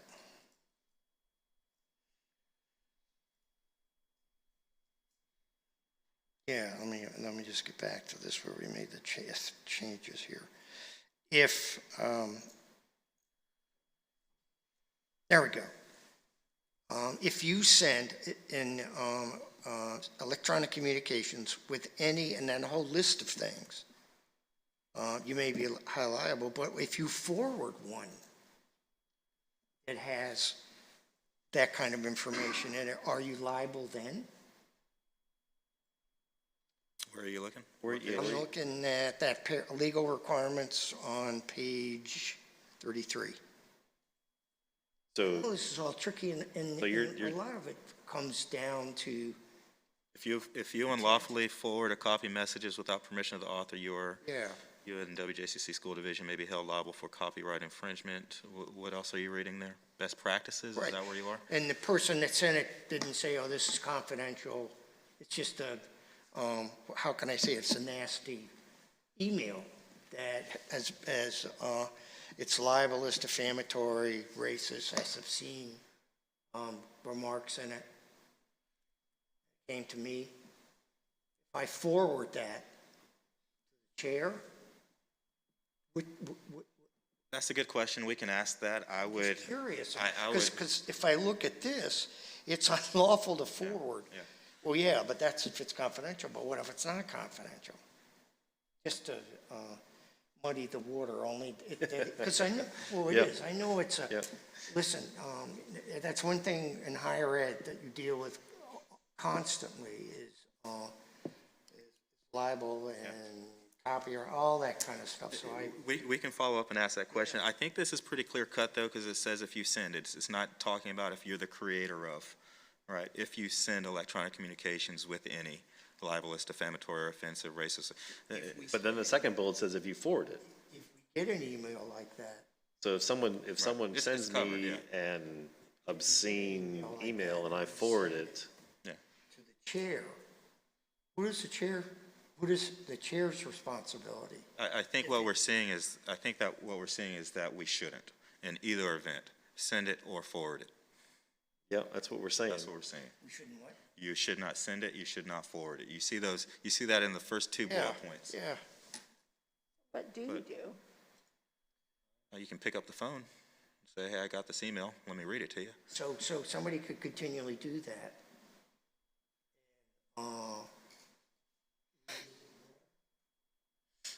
I would. That's a different question, though. Yeah, I mean, an email like that, yeah, I would ignore it. That's a different question, though. I'd like to, maybe I'd like to get a pack, see what kind of, what he would say Right, about that. yeah, that would be interesting to see what should, if we just, when we're talking with PAC, just ask, what should you do with it? Because some of it you might forward it to PAC and say, is this libelous, obscene, defamatory, so that, and what should I do about this from a legal perspective? Of course. Every time you send one, every time you send email to PAC, it's like, okay, click. Yeah, right, right. And it comes with a bill. It does, it does. I'm just, yeah. We'll follow up. Good But question. overall, I'm good. I'm good. And I believe there was one more. Were there any other questions there? I'm sorry. Nope. Okay. One more. On page 34, and this was around what constitutes a meeting over email, and we did reach out to him twice on this, asking for clarification on the 2 or more rule. And he states, you don't find this in the letter here, but in the write-up, but he states that it doesn't matter whether it's 2 or 3 or 4 over email. What matters is how you use the email. And so you see that in the language here. An exchange of information among board members does not constitute a legal meeting, provided there is no simultaneity. I've been practicing that word. And the intent is not to conduct the business of the board, and that's the key there, not to conduct the business of the board. And so by simultaneity, he's talking about, are you using email and to communicate around board matters, board, not business, but board issues, at the pace at which you're doing that? Is it rapid fire correspondence between 2 or 3 or 4, or is there a matter of time between messages that have been sent and received? It's almost as if it sounds or looks like you're having a conversation, then yeah. Sounds like you've added that to your vocabulary. You're really smooth with that one. Ms. Cook? Simultaneity. Yep, okay, I'll practice that at home. Yeah, that was definitely part of the legalese. No, and I appreciate that clarity. That's very, very helpful. As it's okay to communicate that you're available at 5 p.m. on a certain date, but not necessarily to say I'm going to vote such and such a way. Right. That's got to be transparent. But I wanted to, well, first of all, thank you all for going through this document. And this is a good exercise to just always be sure of what our norms are.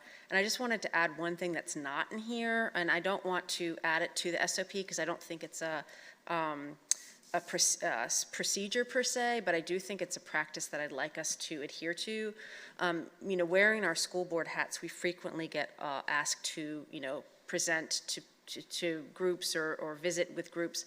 And just when we do that, I just think as a courtesy to the board and to the superintendent, I just think if we've done that, we should just let everybody know that we've done it. So, like, hey, I just, had a chance to, have lunch and speak at the Kiwanis group this today, and I just wanted to let you all know. I just think as a courtesy to the board and the superintendent, we should be transparent about that. I don't think it belongs in here, but I just wanted to say it as part of this discussion.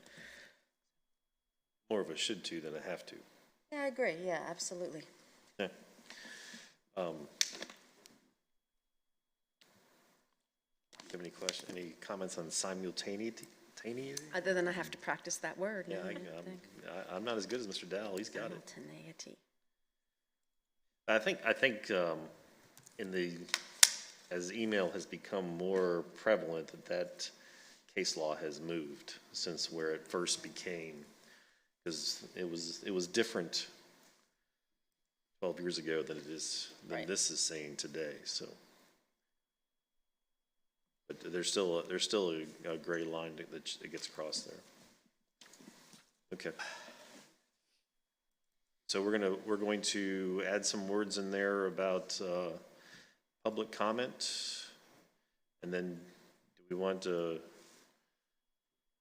add those words and then put it and discuss it next meeting and improve it, or do we want to add those words and then wait a meeting or so before we approve it? Can we put it on for discussion and for approval? We can.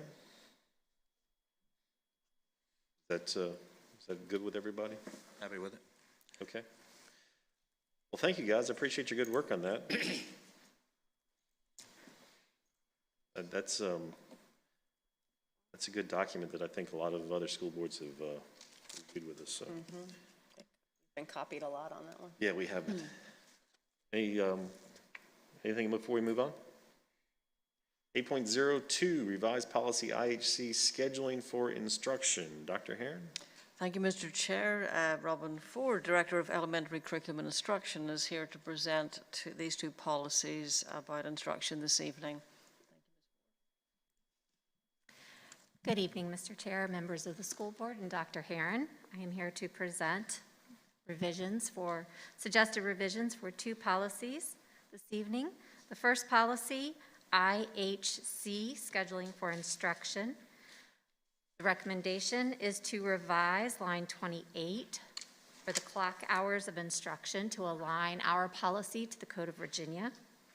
We also recommend in lines 30 to 33 that we add language that references the school board's ability to award credit in alternative manners. And then we've added specific references to the codes. Legal references. Questions? Ms. Cook? Thank you, Mr. Chair. Hi, Ms. Ford, how are you? Good evening, I'm doing well, how are you? Good, thank you. I'm curious, I always ask this question. There's no VSBA policy, and so I'm curious why WJCC chose to have a policy when VSBA doesn't recommend it. I believe that at times there's a need to address particular practices that we have, and in this case, this aligns and addresses also the program of studies. So it states how we award verified credits for the courses in our program of studies. Thank you. It also allows for information regarding the awarding of credits in alternative manners. If I can add to that, and I found this out in our discussions, that what we see in the green line here really should have already, as I recall anyway, really should have already been part of the policy, because that 150 that's stricken out, no longer 150, is 140 now. They had already been, the school division, excuse me, looking at the quality of learning and education that a student earned, and would it be, was it required that they have 150? And so that green line portion of the policy that we're looking to add had already kind of been a guiding principle within those 150 clock hours. And so that's for my point, for my part, it looked like, well, we should have already had that green line portion in there, if this is a part of the practice that we're adhering to. Ms. Young? Yes, I do have a question here. It says the school division will provide the board with satisfactory proof based on board guidelines that the students for whom the 140 clock hour requirement is waived have learned the material. So does that mean that individual cases would be presented to the board for our approval? For example, credits can be awarded to students with individual educational plans that have been provided through instruction with their special education teachers. That's cross-referenced with policy IGB. We also have other alternative means for awarding credit. I mean, but to my knowledge, that's never come before this board. I mean, it may be, we've never been presented with a case where this has happened. Yeah, I don't think individual cases are not presented to the board, Ms. Young. It's just a policy that drives decision-making in certain departments like special education and then regular education students. But that's not something we would individually bring cases to the board. I think one of the key things is when we talk about clock hours, we also talk about mastery of content and content and skills required for the course to be successful, and proficiency in the content as well. And that drives part of the decision-making too. Well, I've always been in favor of PLEPing things like they used to do in universities. If you were knowledgeable in a certain area, you didn't have to take the class, and I'm for that. But I'm concerned about, we're using SOLs to determine this? Perhaps the one that can speak to it best would be Dr. Worley, who's lived it at the high school level and awarding credits and how it works and the differences in students that we serve. Dr. Worley, want to just elaborate a little bit for us, just from your perspective as a former high school principal? Thank you, Dr. Worley. Good evening. So this just, I think as Ms. Ford was saying, is bringing us up to speed, obviously, with what the State Department has said, but the flexibility there with the part that we've added, that we have all kinds of alternative ways that we support students that we're eligible to do, and that's what it speaks to, that whether it's through special education or through waivers that we may have on SOL scores. That's one part of it. And it also speaks to, I think, when you look at the transitions in this policy that happened, there were some changes in 1997 and then 2015 that allows school boards to give a class that has 140 credit hours and also the opportunity to prove mastery of the course by completing the course, the hours spent in the course, not just SOL tests, but also content and grades that we use that our teachers teach and the tests that they give in the classroom, activities, the way they're graded. The SOL is one small part of the content that's actually taught in the course.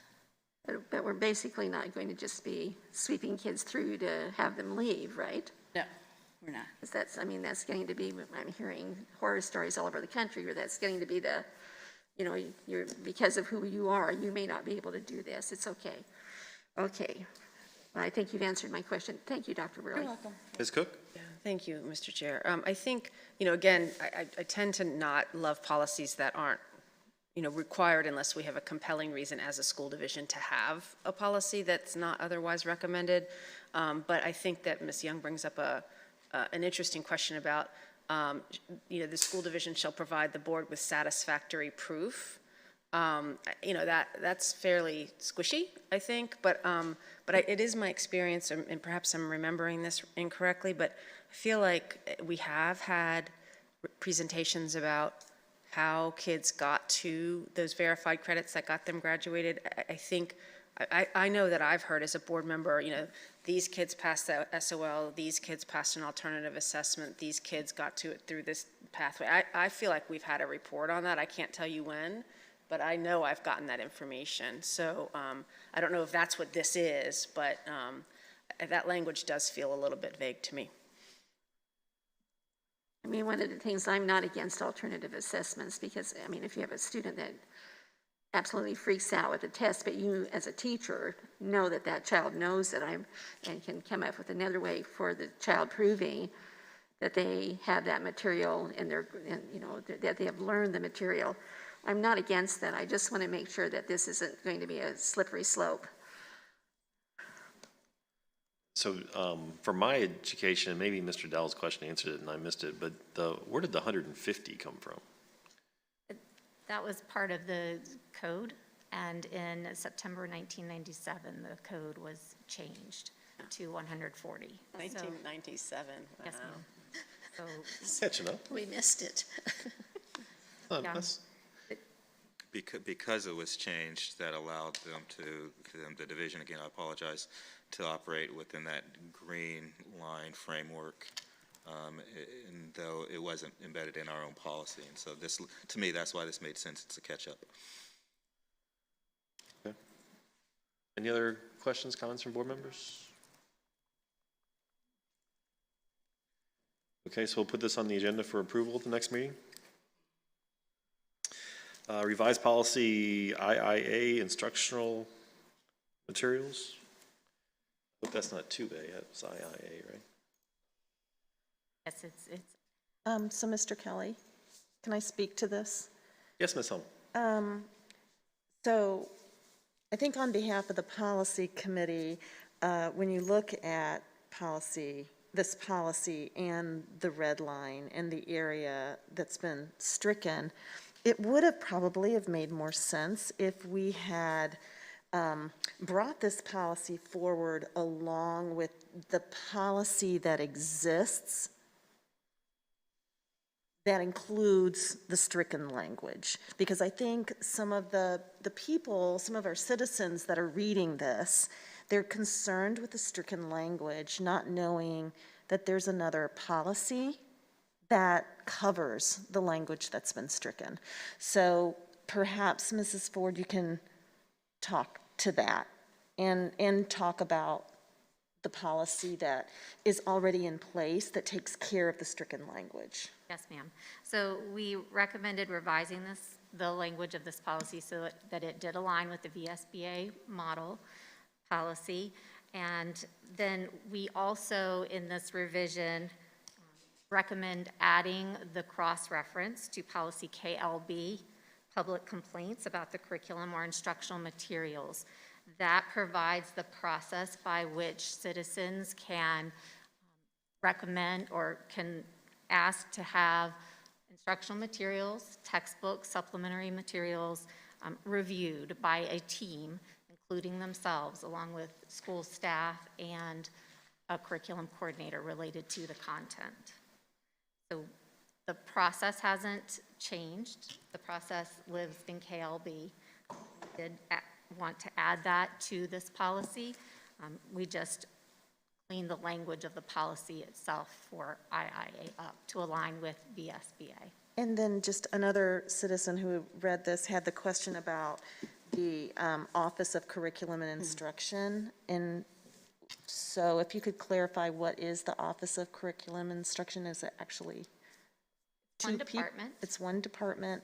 Yes, ma'am. It's one department, so it's made up of myself as the Director of Elementary Curriculum and Instruction, and we have a Director for Secondary Curriculum and Instruction, and together we lead a team of approximately 16 coordinators who serve K-12 instruction in our division. Some of those coordinators have specifically elementary or secondary roles. For example, our elementary literacy coordinator serves our K-5 student and staff population.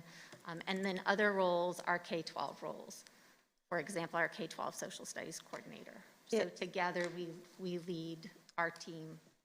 It's a little confusing on our website because it doesn't actually say on our website the Office of Curriculum and Instruction. So I think that's where some of the confusion lies, and maybe that's something we can. I think that's something we can address. We can address, okay. Yeah. Any other comments from board members? Nope, nope, all good. I want to thank the job that you two do on this policy committee, because You guys are that dynamic duo. it is, it's very nice. So I think we're good. Thank you, Ms. All right. Ford. Thank you very much. So we'll put this on the agenda for approval at the next meeting. That takes us to the consent agenda. 9.01, approval of minutes from 8/17/21 meeting. 9.02, approval of minutes from 9/7/21 meeting. 9.03, resolution R1821, bullying prevention month, October, and release from compulsory attendance, case number R2122-08. Can I get a motion for approval of the consent agenda? Mr. Chair, I move that we approve the consent agenda as presented. Thank you, Ms. Young. Is there a second? Second. Thank you, Ms. Cook. Any discussion? Mr. Consent Chair. agenda? Yes, sir. Would you mind if I read the bullying prevention month? I would not mind that at all. Thank you. Appreciate that.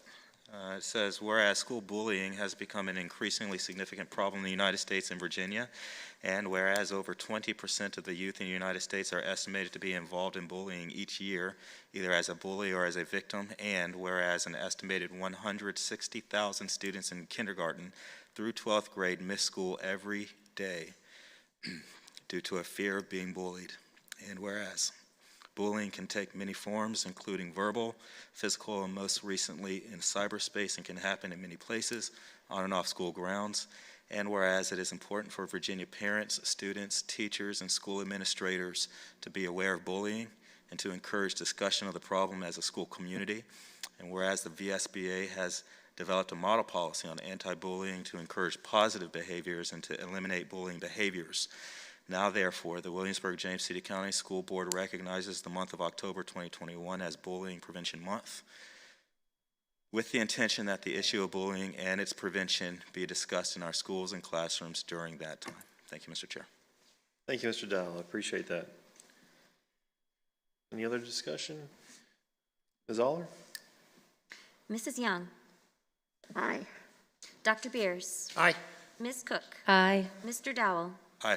Ms. Hummel. Aye. Mr. Kelly. Aye, thank you. 10.01, approval of financial report and monthly bills and payroll, August 2021. Is there a motion? Mr. Chair, I move to approve the financial report and monthly bills and payroll for the month ended August 31st, 2021. Thank you, Mrs. Cook. Is there a second? Second. Thank you, Mr. Dowell. Any discussion that we want to make Mrs. Ewing come back to the podium for? I kept looking for a question. I couldn't find one. Checks to Hershey. I know it hurts. Any discussion? Ms. Aller? Ms. Cook. Aye. Mr. Dowell. Aye. Ms. Hummel. Aye. Mrs. Young. Aye. Dr. Beers. Aye. Mr. Kelly. Aye, thank you. 10.01, approval of personnel actions. Can I get a motion for approval of personnel actions as amended this evening? Mr. Chair, I recommend that we approve the personnel actions as presented. Thank you, Dr. Beers. Is there a second? Second. Thank you, Mr. Dowell. Any discussion? Ms. Aller? Dr. Beers. Aye. Ms. Cook. Aye. Mr. Dowell. Aye. Ms. Hummel. Aye. Mrs. Young. Aye. Mr. Kelly. Aye, thank you. Board member comments. Ms. Young, you want to go first? Yeah, I am ready. First of all, tonight we had a parent that came and talked about bus schedules for kids going to governor's school in Wjcc. Are we making any headway in providing buses that are more on a schedule that these students can participate in their normal school? I mean, when they're at their regular school? Yeah, we've had the change in schedule just for a couple of days at this point, and we're analyzing the data all week, but there are early signs that we've seen a considerable improvement in the bus arrival and dismissal times. Okay, as we get updated, Dr. Herron, I would really like us if every week we could kind of have an update on the bus schedules, because I think that's causing a lot of angst in the public, and I mean, that's certainly the sense that I'm getting.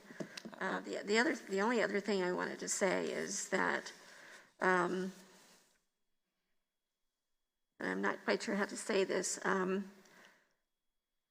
First of all, as a school board member, as I'm sitting here, I'm listening to all of the comments, and to be quite honest, I don't make judgments about whether or not I think the person who's speaking has the right to speak that. But I want people to know how important it is if you have, we talked about it again tonight, about coming and making public comment. I as a school board member, and I think it's shared with many members on this board, we want to hear you. And I don't think there's, I don't think that your comment, regardless of what another person might say, is less. So please keep coming, because sometimes as a board member, I'm not even aware, because I live in my little world when I'm not here at school, when I'm not doing things for the school. And so please keep coming. The other thing is, I guess, Dr. Herron, I'm sure some of my other board members share this. Can at some point, can you let us know when we can go back into the schools? I mean, I know that we're still fighting COVID and everything, but I am really missing it. And I'm missing the kids, I'm missing the teachers. I mean, one of our parents commented about that tonight. But at some point, can you give us the go-ahead, the green light again, please? Absolutely. We're literally getting through the first several weeks of school, and we have been really under pressure with COVID cases rising and the management of that.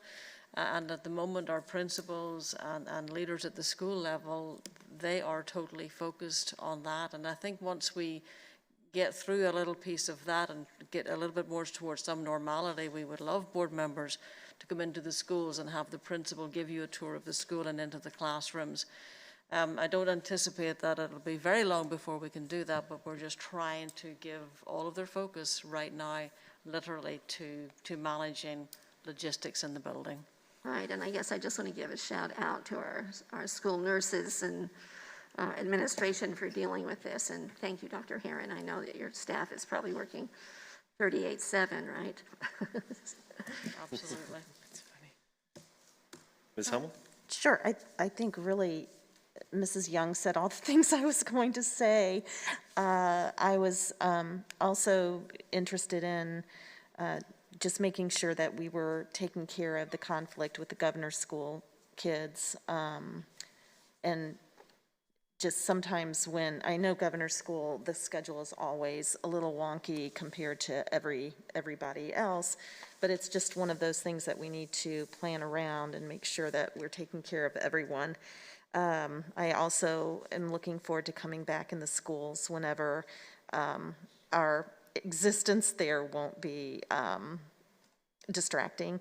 And then I did want to speak to the fact that, once again, I welcome and listen to everyone's comments, and I was very encouraged tonight by the fact that we had very thoughtful speakers that had very different opinions about things, but overall, everyone was respectful of the time limit, respectful for wearing their masks, and I appreciate that.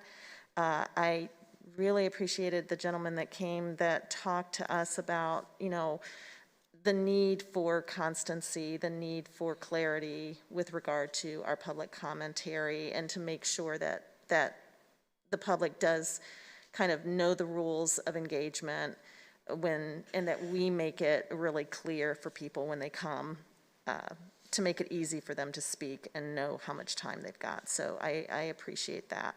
I also do want to plug all the hard work that the nurses have been doing as the frontline people and the school system dealing with all of the COVID situation and the contact tracing and making sure that quarantining is being handled correctly, all those kind of things. It's a lot on the school nurses, so I appreciate all the work they do, and I personally wish we could pay the bus drivers a lot more than the $200,000, but I understand Dr. Herron's point. So anyway, that's it for me.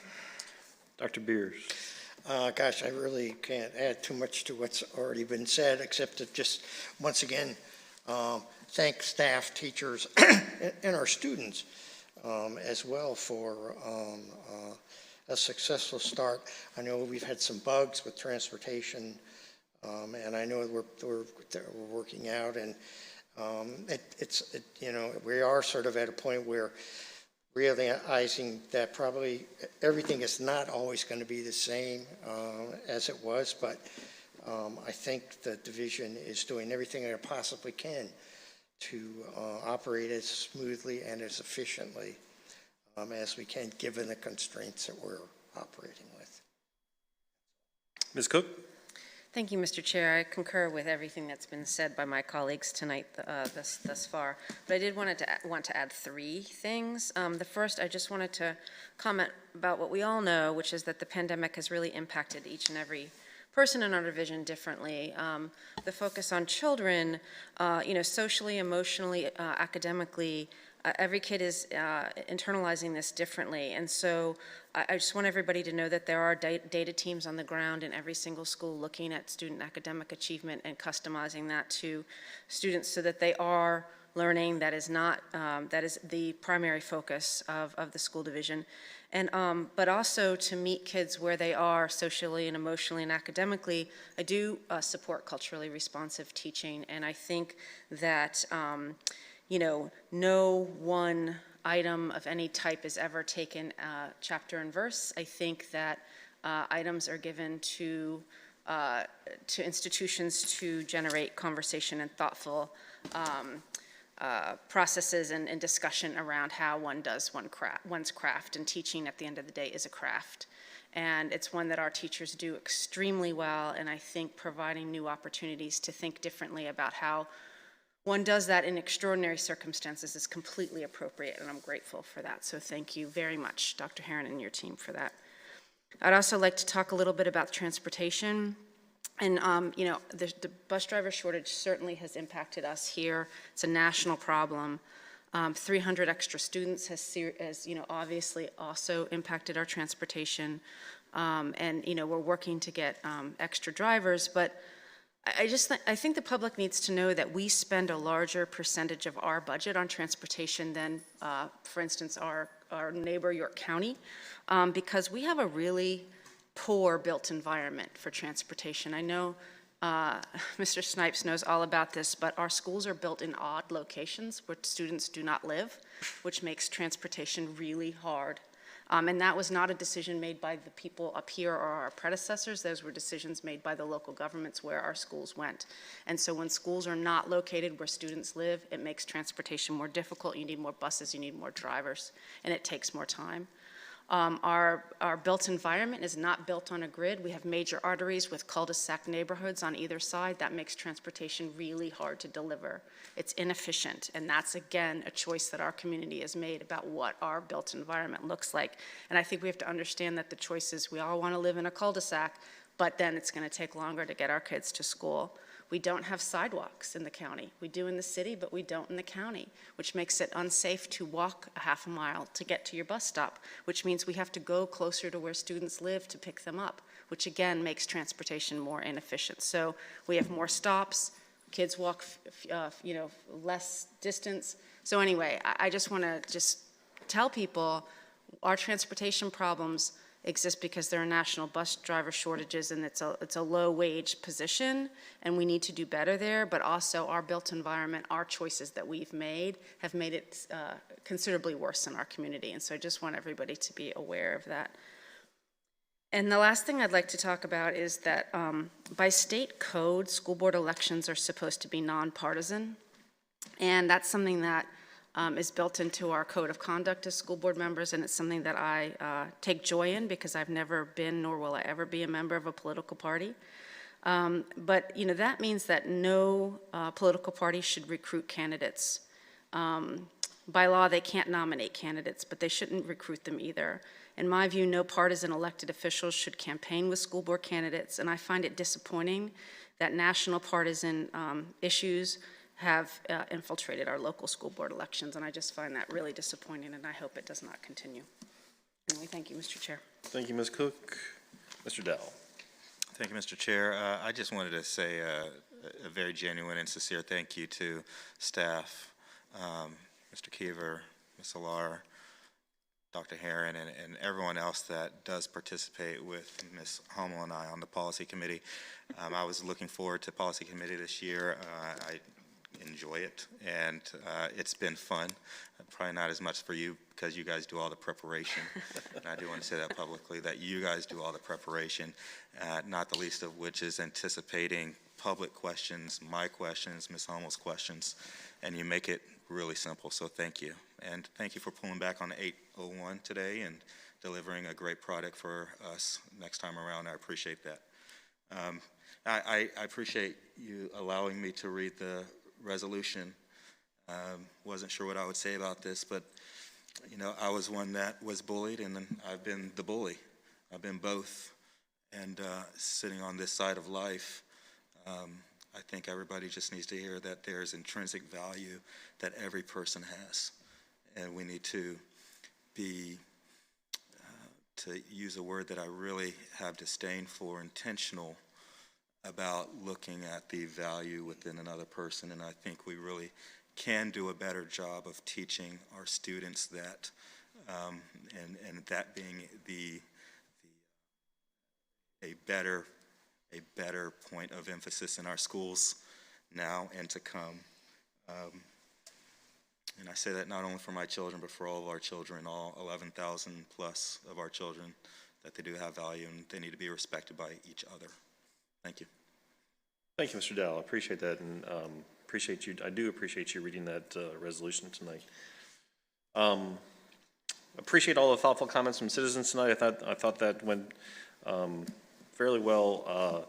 I can assure you that all the board members up here, we care what our community thinks. We care what they, whether you think that we agree with you or disagree with you personally. We do care to hear what the public thinks. and what the public is, what our teachers and our citizens and what our students are going through. We do want to hear that. I would also like to add that the demonstrations of the clapping and some of the muttering that happens, the contrary to that is that intimidates folks who want to come and speak to the board. I've had people tell me that I don't want to come speak with all of that demonstration going on, even when they have a comment which may be counter to that. So that is why we talk about the demonstrations, is not to not hear the how many people in attendance agree with the speaker, but it can be intimidating, and we want to make sure that we hear from all members of the community at our board meetings. That being said, I was at a social event with a member of the General Assembly, and I told him that he passes bad law and I get yelled at. And he said he don't blame me for that, but that's another story. But every member of this board, we get emails, we get text messages, we get phone calls, we go to the grocery store and people see us and talk to us there, social gatherings, at work, and at some of those events, I would love to be able to put a 3-minute clock on some people, but I just can't. So we get lots of public input. We like to, we don't, I mean, we want to hear that, and we want to make sure that the public understands that. So we get that public comment in lots of ways. A couple of things I want to emphasize that other board members have stolen my thunder on. As Dr. Beers said, there have been challenges in the school year, at the beginning of the school year, but there have been successes as well, as he well stated, and that's a lot of thanks to our teachers and our students and the great work that they're doing. There is learning going on, and they are making this a successful year, so I do appreciate that. Kind of jumping off of what Mrs. Cook said about bus drivers, the county, I'm sure in the infinite wisdom of our colonial predecessors, they drew these county lines with for some way and some logic, but our geography, just looking at the distance from Stonehouse to James River, it's tough to get a transportation system, and any of us who have ever driven here and wanted to go from one place to the next, and we had a debate with our spouse or our friends about how to get there, because all the roads go diagonal to us, and there's nothing that's gridded, and somebody obviously knew what they were doing there. I don't think either they were following an ox carrying a cart and decided to put a road there. But one thing I think which we haven't stated publicly, which we probably should, is that thanks to those bus drivers who are doing the job, thank for those bus drivers that show up to take our kids to school and to take our kids home. Those guys and gals, they're the first person from this school system that they see every day and the last.